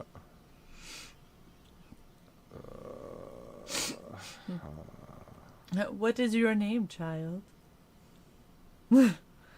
being ever so sweet. Not at all looking for it for reasons. Damn it. I know, right? Sorry. Oh shit, light. Don't do it. Light is bad. Let's go.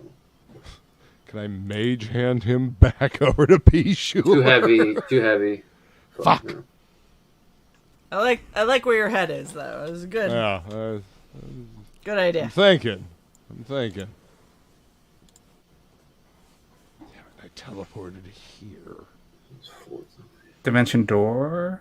No, but you'd still have to shove him through, wouldn't you? 2d8. Five, That's true. 12d8. I mean, I could hit it with my shotgun through. I mean, it does force damage. I could Does give you the knockback stripper damage. pole.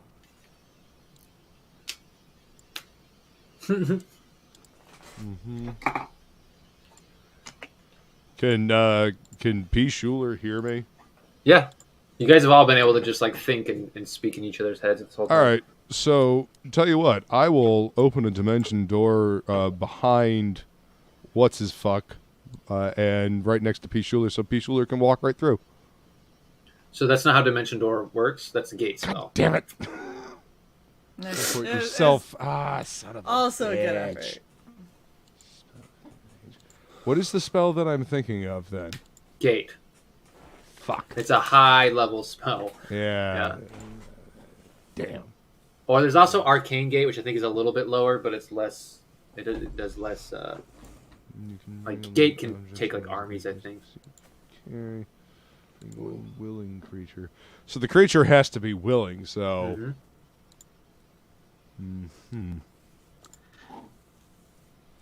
Son of a bitch. Fine. We'll dimension door over to P. Schuler. So as you're, I don't think. Okay, yeah, go ahead and 'Cause give I me. can- I'm making an Arcana check. So okay, so as you're about to do that, you hear the words Perry in your head cry out, just like, "Hurry, grab him! We're running out of time." Fuck. All right, then never mind. Fine. I'll just grab the motherfucker. Give me a wisdom saving throw. Come on, Luke. Oh shit. Come on, Luke. You got this. Just don't do it, Bryn did, because Bryn fucked it up. Wait. Am I using my wisdom or Yours. the wisdom Yours. of the? Because I'm in the Mecca. Yours. Yours. Okay. Mine. Okay. Yours.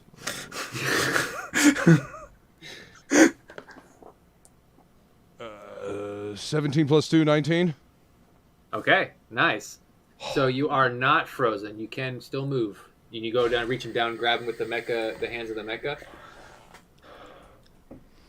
All right, Yes. and then Okay, so you scoop him up, and as you scoop him up, you can feel like a heat in your hand as you're holding him, similar like you're holding a hot coal. And you can feel it in your hand, even though you're touching him with the mech. And yeah, so you have the demon in your hand, and he's Perry's basically saying like, "Hurry, bring him to me." And that was just a like, it's not even a grapple check. You're so big, so you still have your action. It all was right. like So can I double interacting with move? an object. So You can it's also still a teleport. will. He still would have to be a willing creature for me to use dimension door, correct? Oh yeah, you're right. Because he's not technically an object. No. I mean, not unless he's dead. A grappled creature isn't an object. make him that No. way.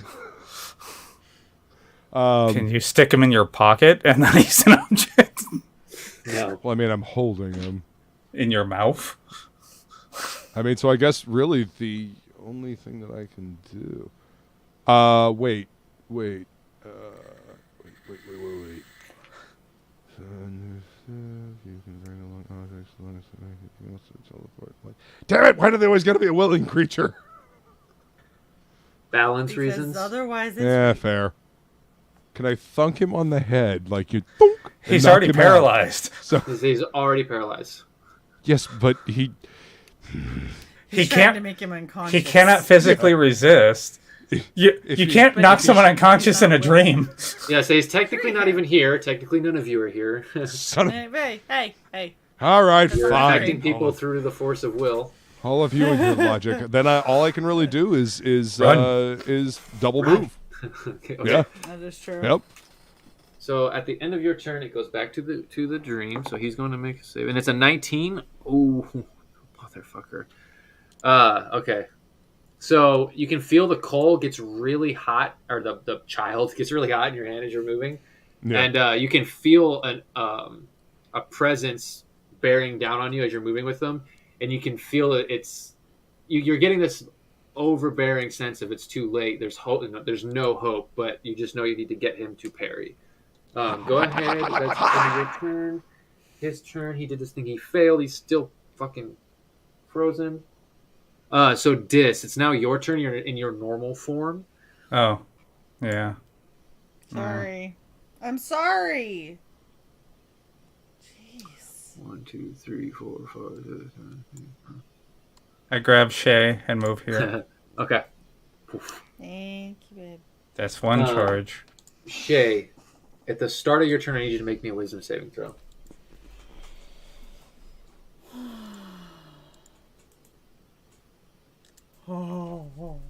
Nat 20. Oh, that was really, really good. Okay. Clutch. You could say that because the 11 was a fail by 5, which was two fails. So yeah, that is 2 successes. So you have Bryn who's paralyzed just like the child, and you see the Mecha Godzilla just towering through the city, getting back. Bryn, Having fun you kicking over made your buildings. save for the thing. Go ahead and make me another Constitution saving throw real quick.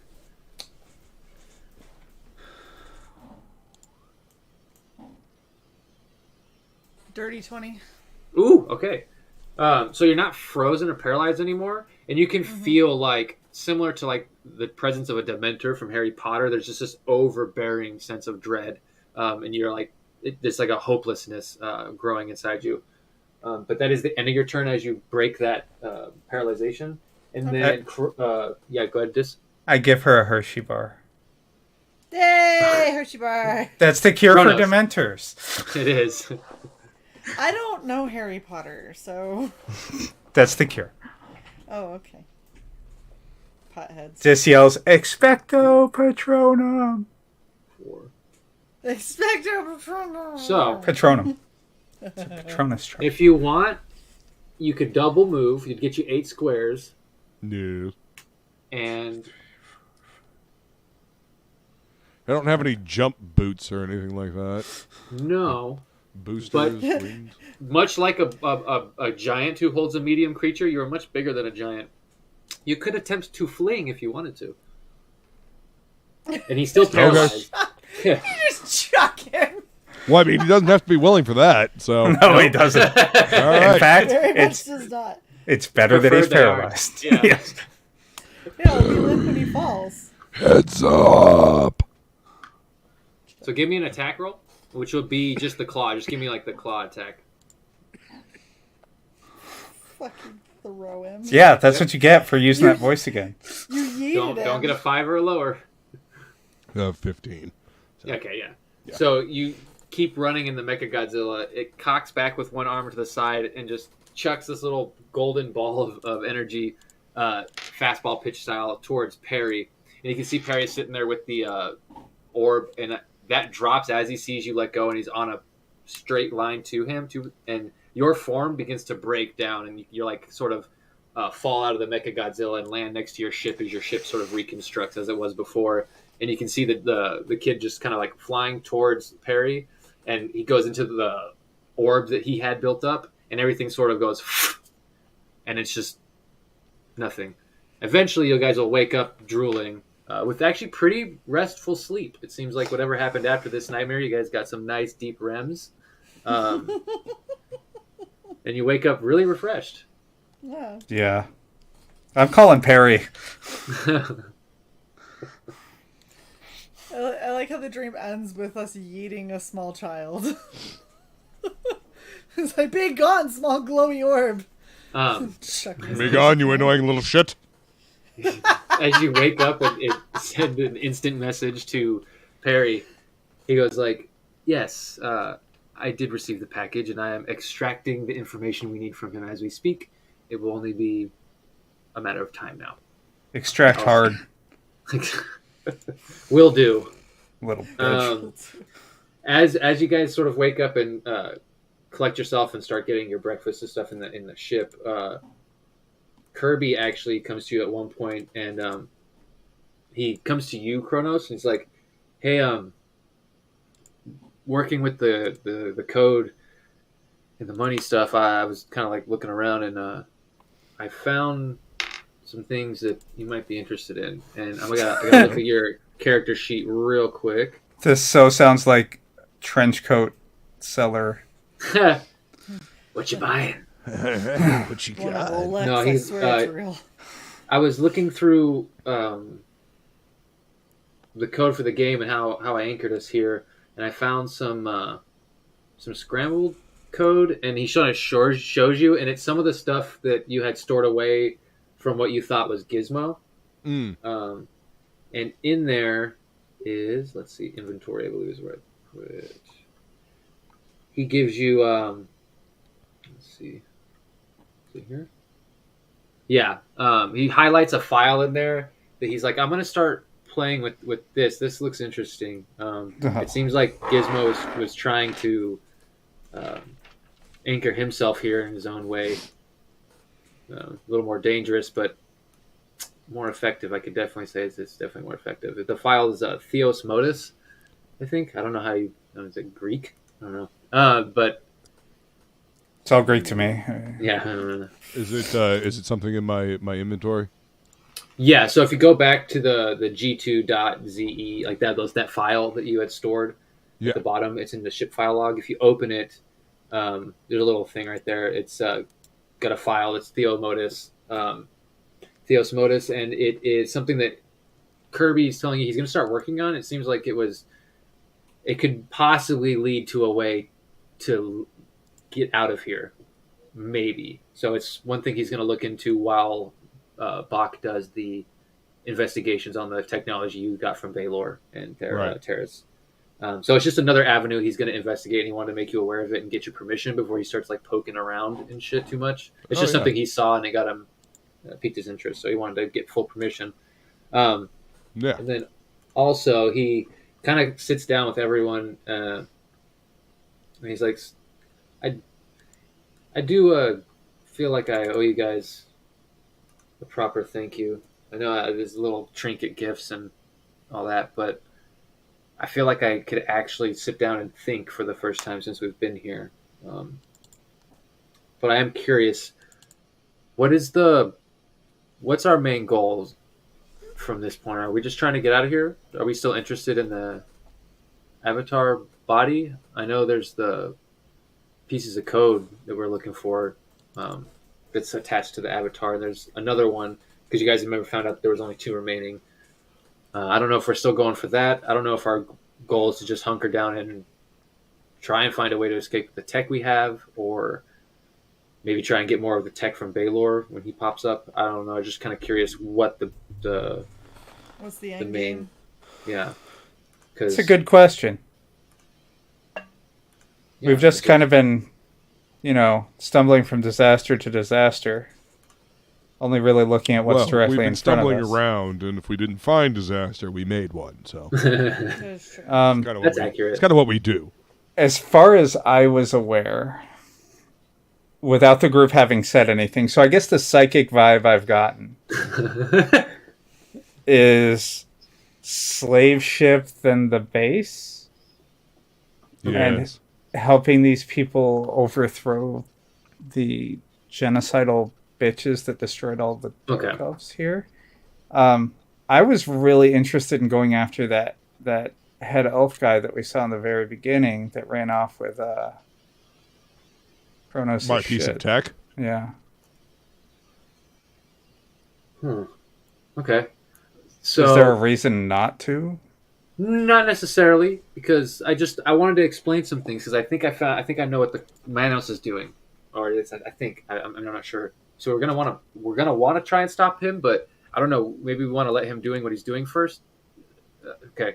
What is he doing? Do you guys know the concept of the multiverse? And he's kind of looking at Kronos, and he knows that Brennan just would have a concept of it from just the conversations we've had, but he was trying to gauge how you guys actually understand the structure of the multiverse, because this was kind of like one of his specialties. So my understanding is just a bunch of interconnected realities, and right now it's games. That's not too far off. The difference is separation between a bunch of realities and the multiverse being connected, and then us being in something that's completely separate from that, being a video game. That is accurate, yeah, surprisingly. Kind of a subsection of a part of the multiverse. Like our own little bubble. Yeah, exactly. Like a demi-plane. A multiverse within a multiverse.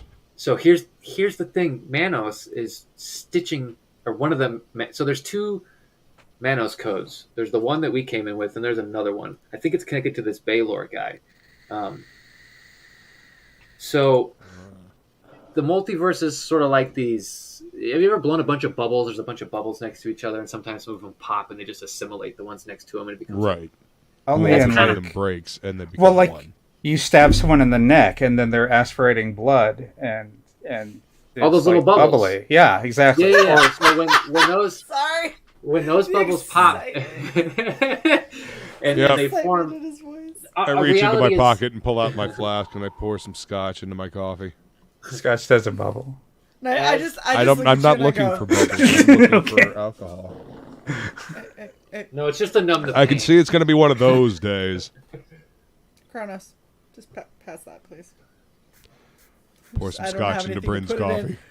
Oh no, I was like, I don't have any coffee. I just take the flask and just take it back. Like, that's good. We're good. Mm-hmm. Or when you Blood Eagle. Yeah. Yeah. Blood Eagle. When we're outside of those bubbles, Manos is trying to make us one of those bubbles. And when those bubbles pop, they assimilate. But with the multiverse, it assimilates to a universe that's got the most synchronicity with it. The less different, less variance. With me...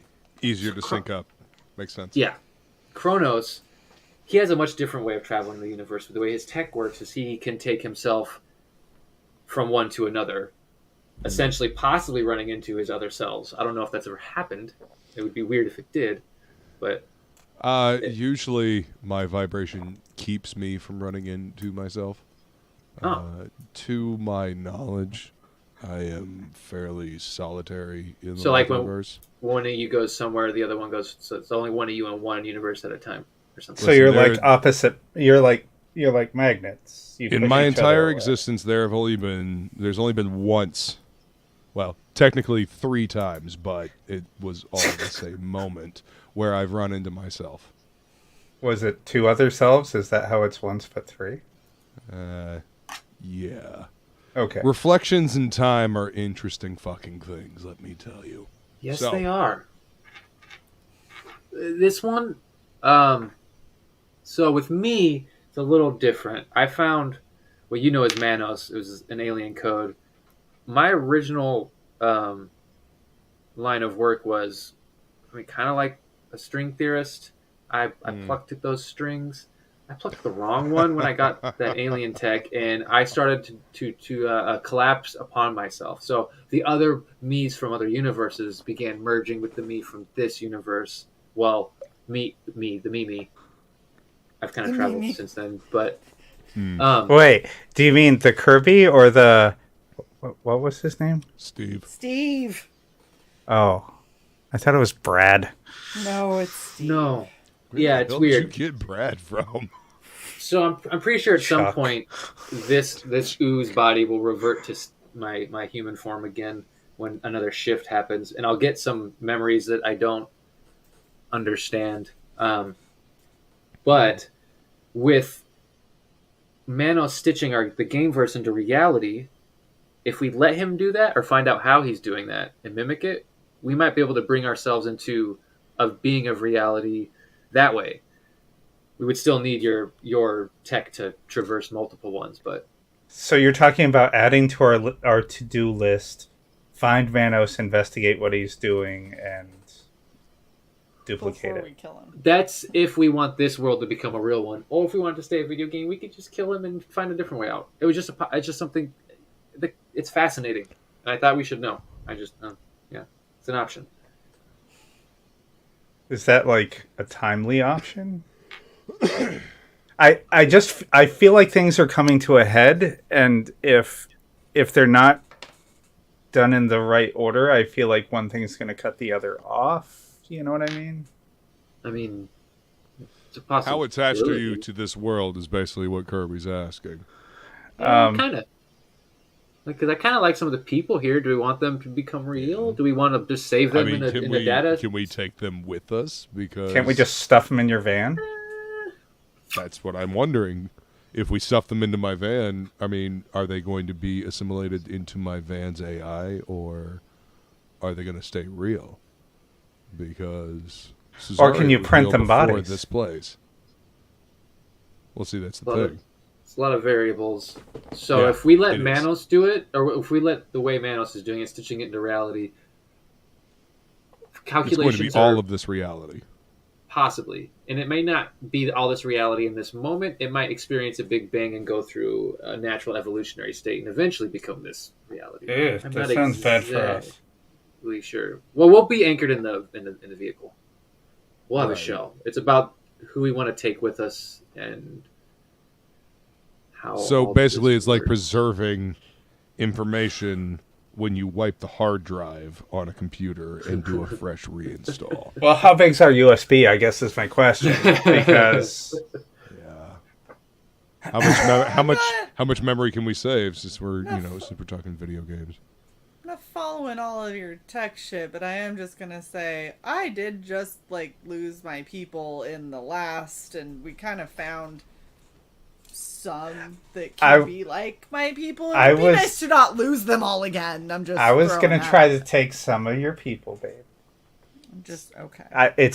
Let's put it this way. Whatever talk to y'all, because you have your allotment, and who the hell am I gonna bring? A lot of bones and dust. Maybe a big vat of blood from the first temple. No.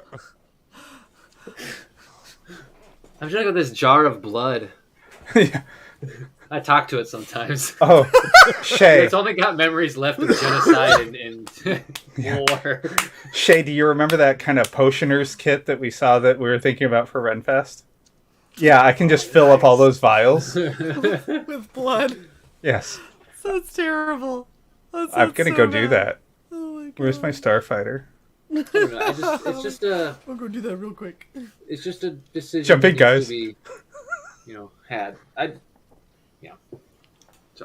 So we either storm in the computer, or we stitch it to reality, or a little bit of both, or try to figure out how we can get everybody out of here. Because I don't know, I kind of grown attached to some of the people here. It's not like other video games that have gone through. Let's make a list. Okay, let's make a list. How about like everything that we can fit in this space station, and we take this space station with us? That's a big shell. I mean, listen, if we're going to fucking hack reality, let's fucking hack reality.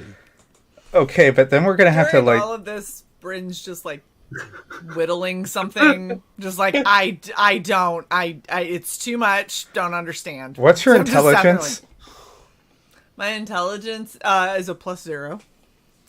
So you are of average intelligence. You are not Yeah. stupid. I'm not saying I'm stupid. I'm saying y'all started talking about tech shit, and Bryn was like, I just grasped the fact that I'm in an alternate reality from where I was, and now y'all are talking hacking, and she's just like, I'm just gonna sit this one out. Like, I said my piece. I want my people, because I just got them back. And however the fuck that happens, I don't really give a shit. I'm gonna go sit over here and whittle while y'all figure your shit out. That actually sounds solid. Yeah. Like, okay. Plus sucker. A van sucker. Okay, are you talking about a windowless van? And here's the candy. Get in, and get in. Get in my panel van. Line. Okay, Candy. so we're repainting your van, covering all the windows, and just painting like Candy on windows. the side. free magic items on the side. Well, that would get Namgolg. That would get Namgolg. We don't need. I don't know if we need to save Namgolg. That's so mean. We got to save Hamster Guy. Well, yeah, but not his brother, Hamster though. Guy's brother. I know. Shit. No. All right. Well, Dude, he at this disappeared rate, the chunk we were it's standing almost more on. efficient to let Manos do what he's going to do and make part of this reality real, and then yeet him out of it afterwards. I don't know. Fuck. I don't want to leave Manos alive or in existence, whatever you want to call it, because I feel like if there's a way that he can hitch a ride with us to someplace more substantial and fuck our shit up, he's going to. Agreed. Yeah. I agree. I want to kill Manos. This Bryn's vote. All right, so we murk Manos, Thanos. and then Thanos. Handos. Started out as a hand, right? Yeah. Whose hand did he start out as? Kronos. No idea. I have Not no idea. mine. Oh, that's right. You were just the voice. I was gonna Yeah. say, why are you blaming Kronos? It was Kirby. I grab Kirby's jello hand and just start cutting. Bring back memories. As you pull a pseudopod off of the Jello form and cut it off, you just have like Jello in your hand, and Kirby's like, "You can keep that." I shove it back into his midsection. Ew. Oh my gosh! This all that I have in my head is the fucking Hotel Transylvania slime dude. What's his name? Like, Sully? Blobby. No, Yeah. he doesn't Blobby. have a name. Oh yeah, he is Blobby. And then he From he Hotel made himself a Transylvania? little kid Yeah. at one point, and then he made his kid a little dog because it was getting annoying. Yeah. Those movies were great. Gendy Tartakovsky is fucking brilliant when it comes to He did some animation. good movies. He's just amazing. Love those movies. Fine. People and I Okay. watched those while we were together. Can we also kill all the high elves? I'm okay with that. Kirby. Said. I don't. I'll kill They whatever. seem like right fucking pricks, so down They with killed the shit literally maker. all my Can I people. BFG? Yeah. Yes, you can. They literally killed all my people here. This is true. So while Bryn's whining about bringing her people, I have zero. Yeah, people. let's annihilate the assholes that killed yours. Yeah. I'm talking real. They don't want any of them Vengeance. being real. Yeah, get it. You don't want any of them what? Being real. No, I don't, because they'd probably be fucking Romulans or something. Or Karens. See how they like annihilation. Or Karens. That's Space Sorry, Karens. I watched a little bit of Reddit through the Holo thing. I was going through Reddit and I learned there's Karens. Oh, I watch. Those have got to be the high elves, right? Those are Karens. I watch Crit Crab and Den of the Drake. very accurate. Okay. Wait, am I edgy? See, I'm understanding some of this. Bryn, I'm not edgy, right? A shadow emanates from my body. I'm not edgy, right?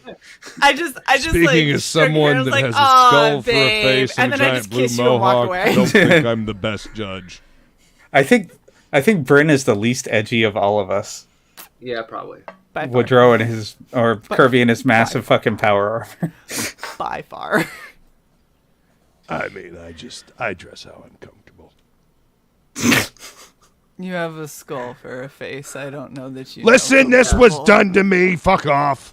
Usually, it's more comfortable to wear your skull inside your face. Yeah, I agree. Yeah. That's what I would think. I like. Oh, under the no. skin. You misunderstand. There's a face underneath this somewhere, but I can't Wait, do it. are you saying? Anyway, Are you saying you'd like to take your face off? Take my face off and stay a while. Yeah. Oh my god! Woodrow At gets this point, I almost would. You're You terrible. don't know how long it's been since I've felt the sun on the skin of my face. On your bones. Wait, is that why your bones are so white? Christ, I The sun am is just not- bleaching you? I'm not drunk or high enough for this. Okay. So, did that help you at all, Kirby? That's a no. I got Kill, a better gather idea, our though. people. Kill the High Elves. Find out what Manos is doing, how he's doing it. And if necessary, do that process ourselves while we kill him. And turn this Like I asteroid said, Yes. into a... gather our Anchor. people here. Yes. This is a place where we can set, I don't know, wards, or we can set bounds for a bubble. You know what? Gather You know our people what? here. Oh, Hamster Boy's brother put that Puri chunk in a bubble in order to teleport it. Maybe we could adapt some of that. There you go. Yes. So we need to go talk Bryn, to I did the Hamster tech. I did the tech. High five. We need to go grab Hamster Boy. We need to go grab everyone at the Grove. Susaria's Grove. Well, I mean, we need to grab Susaria. Well, and Cesaria, maybe the little kid. He wasn't too bad. That little kid was a bitch. He was You don't- fine. she- With the dogs.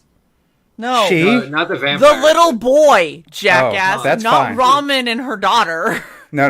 They can stay. They can Yeah, stay. yeah. Yeah. No, we'll be right back. Promise. Look So, at Fila, and yeah. she's like, Please. Well, of course. Duh. You were coming with us. Kill the Karens, please. So Okay.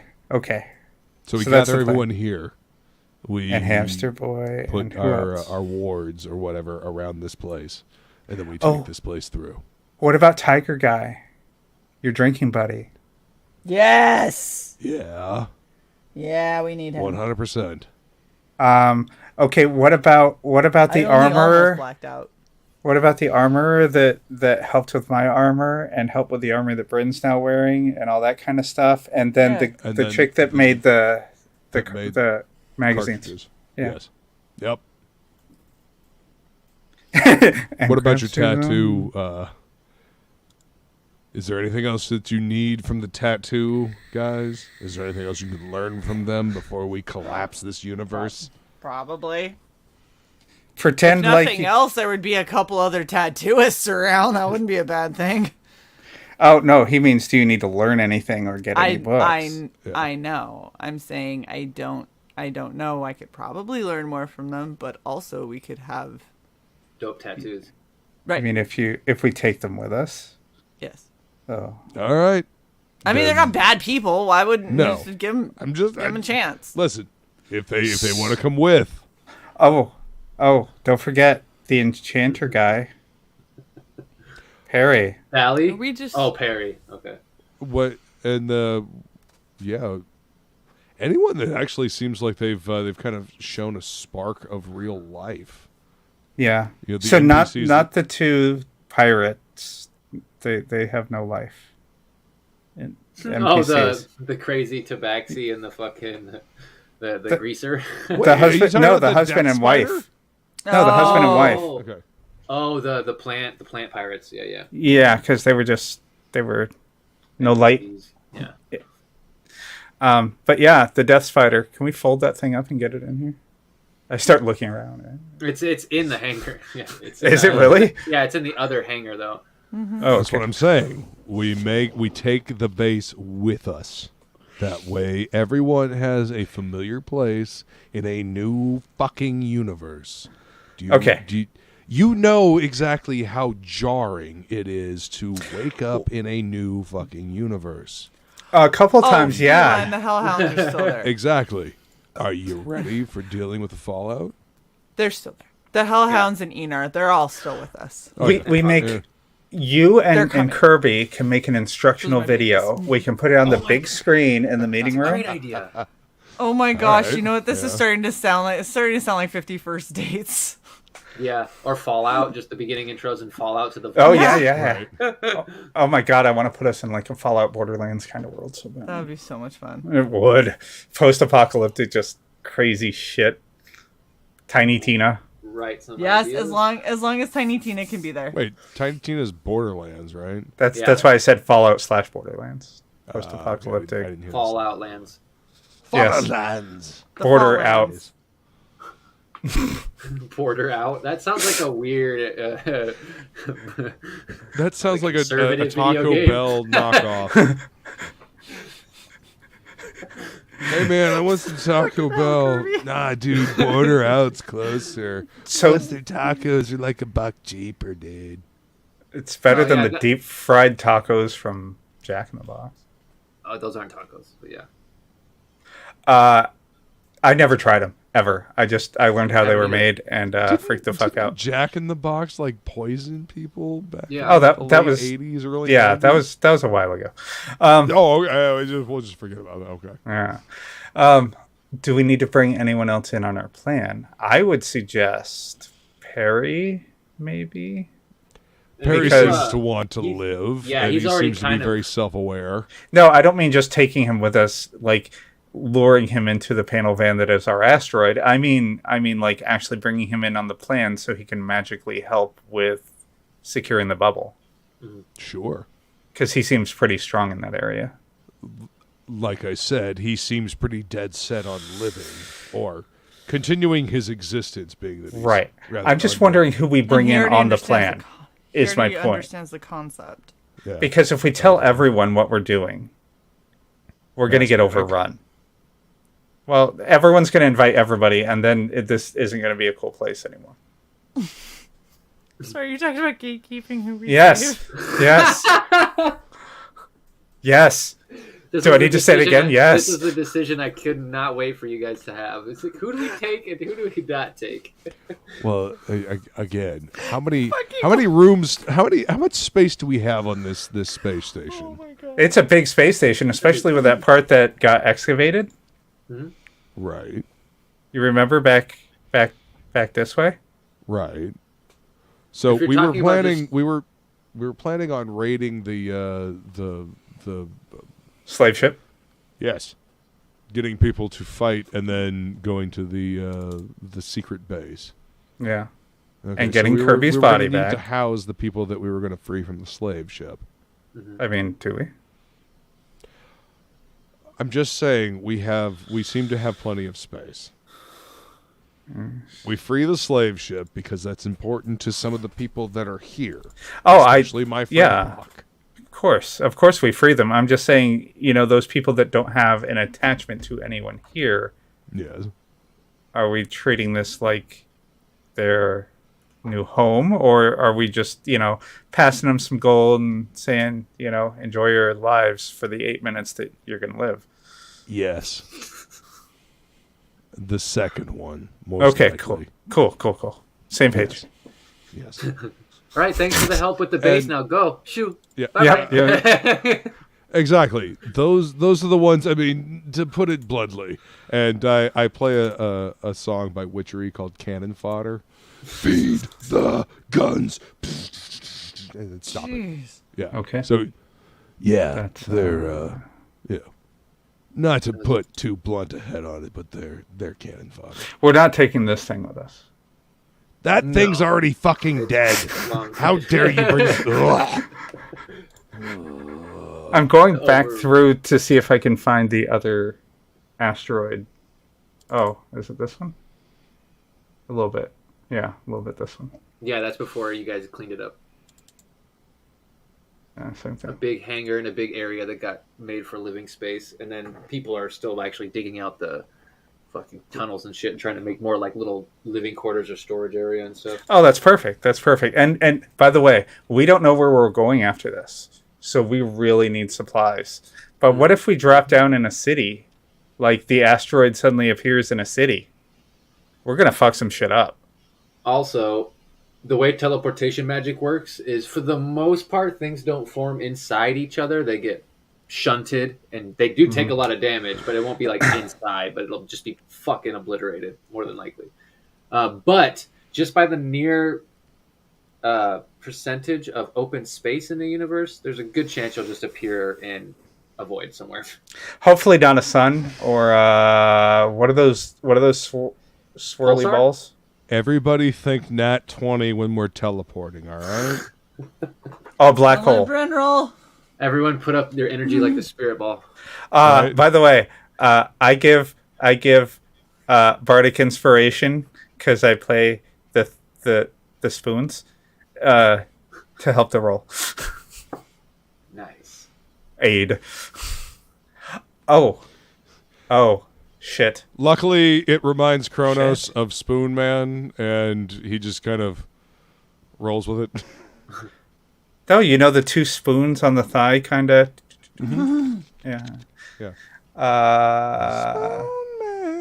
Kirby, I just thought of something. Do I really want to leave here without trying to dip back into the Feywild and talk to my... Oh, the Shadowfell. So, Yeah. so just by the nature of the way reality's been explained, is you think what you're reaching out to is out into reality. Like you're reaching out of the game verse because Manos is stitching it to reality. You've been able to barely peek through, which is why you've only been able to get such small glimpses.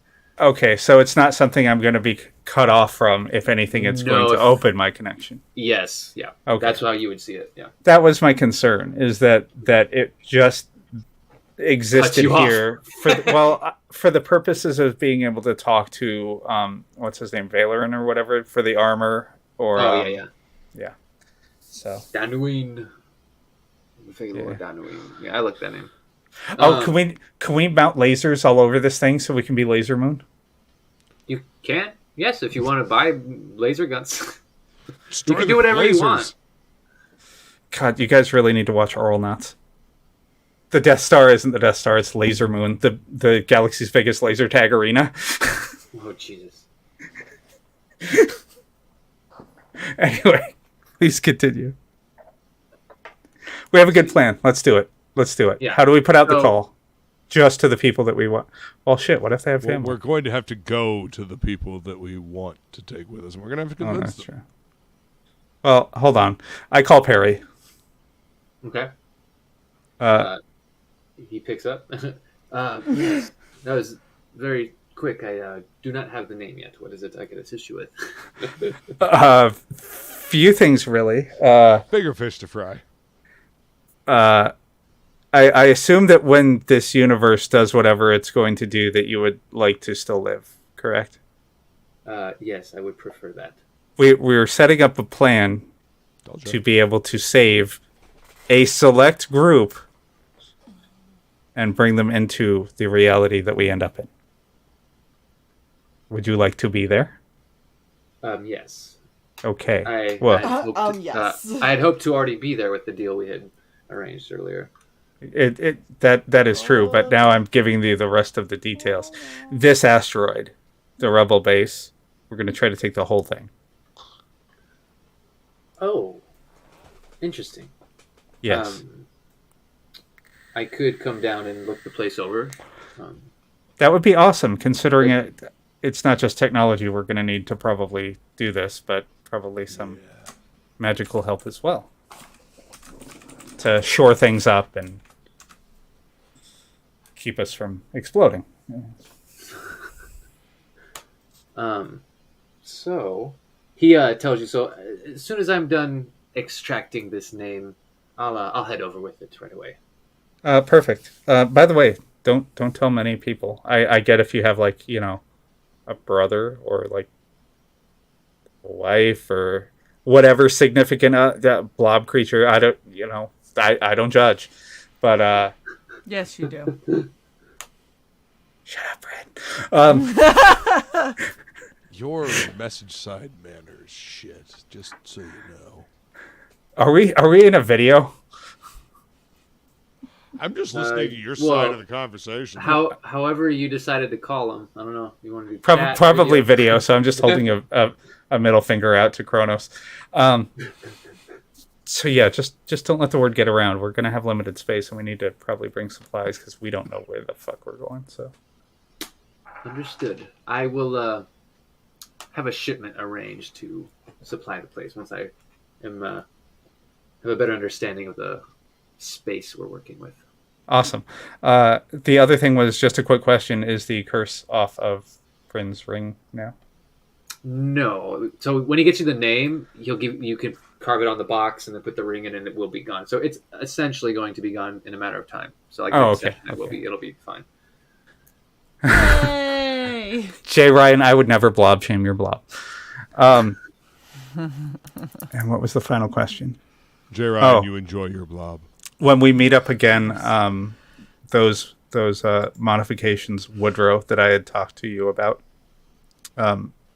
just converting the bow into the blaster caster, bowcaster. Oh yeah. And he sent you the thing about the dark wood, and so I will go over that with you in like a DM. But basically, essentially, because you had asked me like when he sent you the message about the dark wood, like is it rare? And dark wood is extremely rare. It was something that grew in the forest on Rashana back when it was still an elven world, but then the forests all like died out and petrified. So there's only like little pieces of the wood left. But yeah, you can do some research and see where some of them are. Maybe some of them are like in an art museum somewhere. Maybe there's like another temple. Let's go talk to the gnome about that. That strikes me as something he might know about. What gnome? Am I forgetting a gnome? Really? Hamster dude? Oh, that one. Yeah. I don't pay attention. I mean, he was all about the conspiracy with the I just turned to Kronos. Look, I don't see race when I look at people. You call him hamster. Call him hamster boy.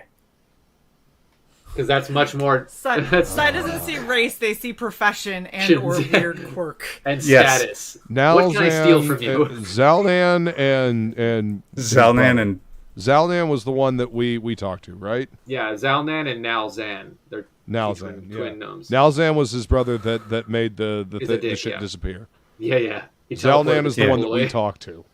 Yeah, so if we could steal his research. I speak gnomish, asshat. Whatever. It's you and your weird little people languages.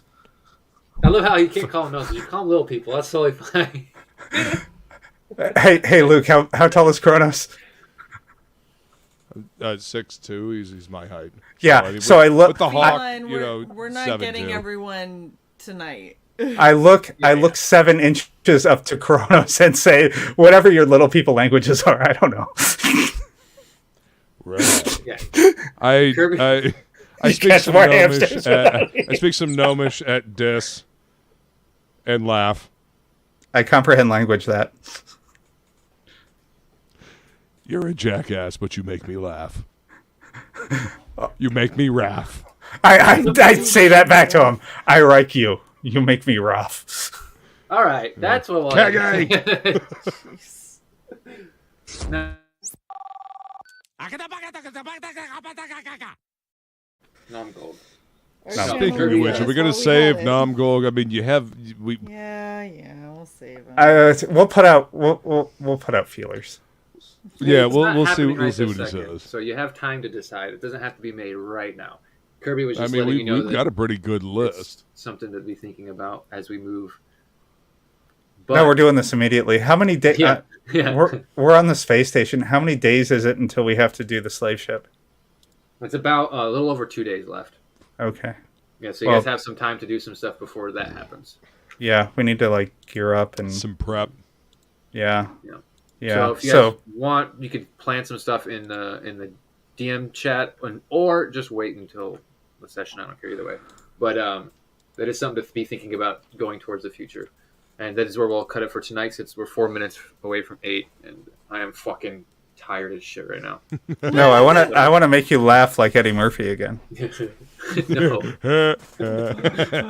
That's great. I love it. I hate that shit. It's hard to breathe. No, Oh shit! I need to find a ship before we leave. My other ship. Nah. Bigger ship.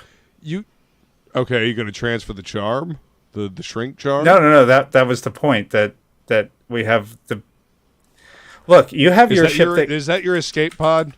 Yeah. Yeah. Okay. Yeah. That's exactly what it is. It's a 2-person escape pod. Yep. I totally understand. It shoots missiles. Yes, and lasers, and things. Oh, because joining us, everybody. Because Yay, we can't put the Yeti or the Hellhounds on it. Mm-hmm. So we have to have the family minivan. This sounds like a great conversation for next week. Hold on.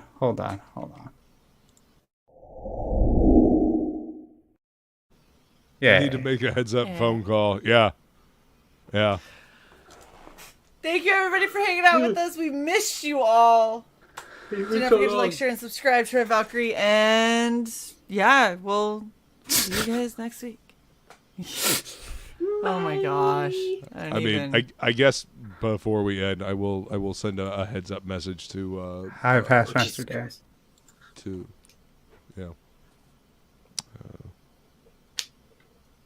Your chick? Yes. Yeah. You forgot your chick. Cesaria. Oh my god. I'm just gonna drink more beer. Yeah. Anyway, we can deal with that next section. Well, see, look at Eli. She's like, "You bitch, now." I can't wait for this phone call. All caps. Oh my gosh. I Even cannot wait Past for Master this Dan phone is call. mad at you. Look at that. Yep. That's funny. It's like forgetting Bryn's name. This is really We'll good. see you guys next week. Bye. Drin and Briss. Drin.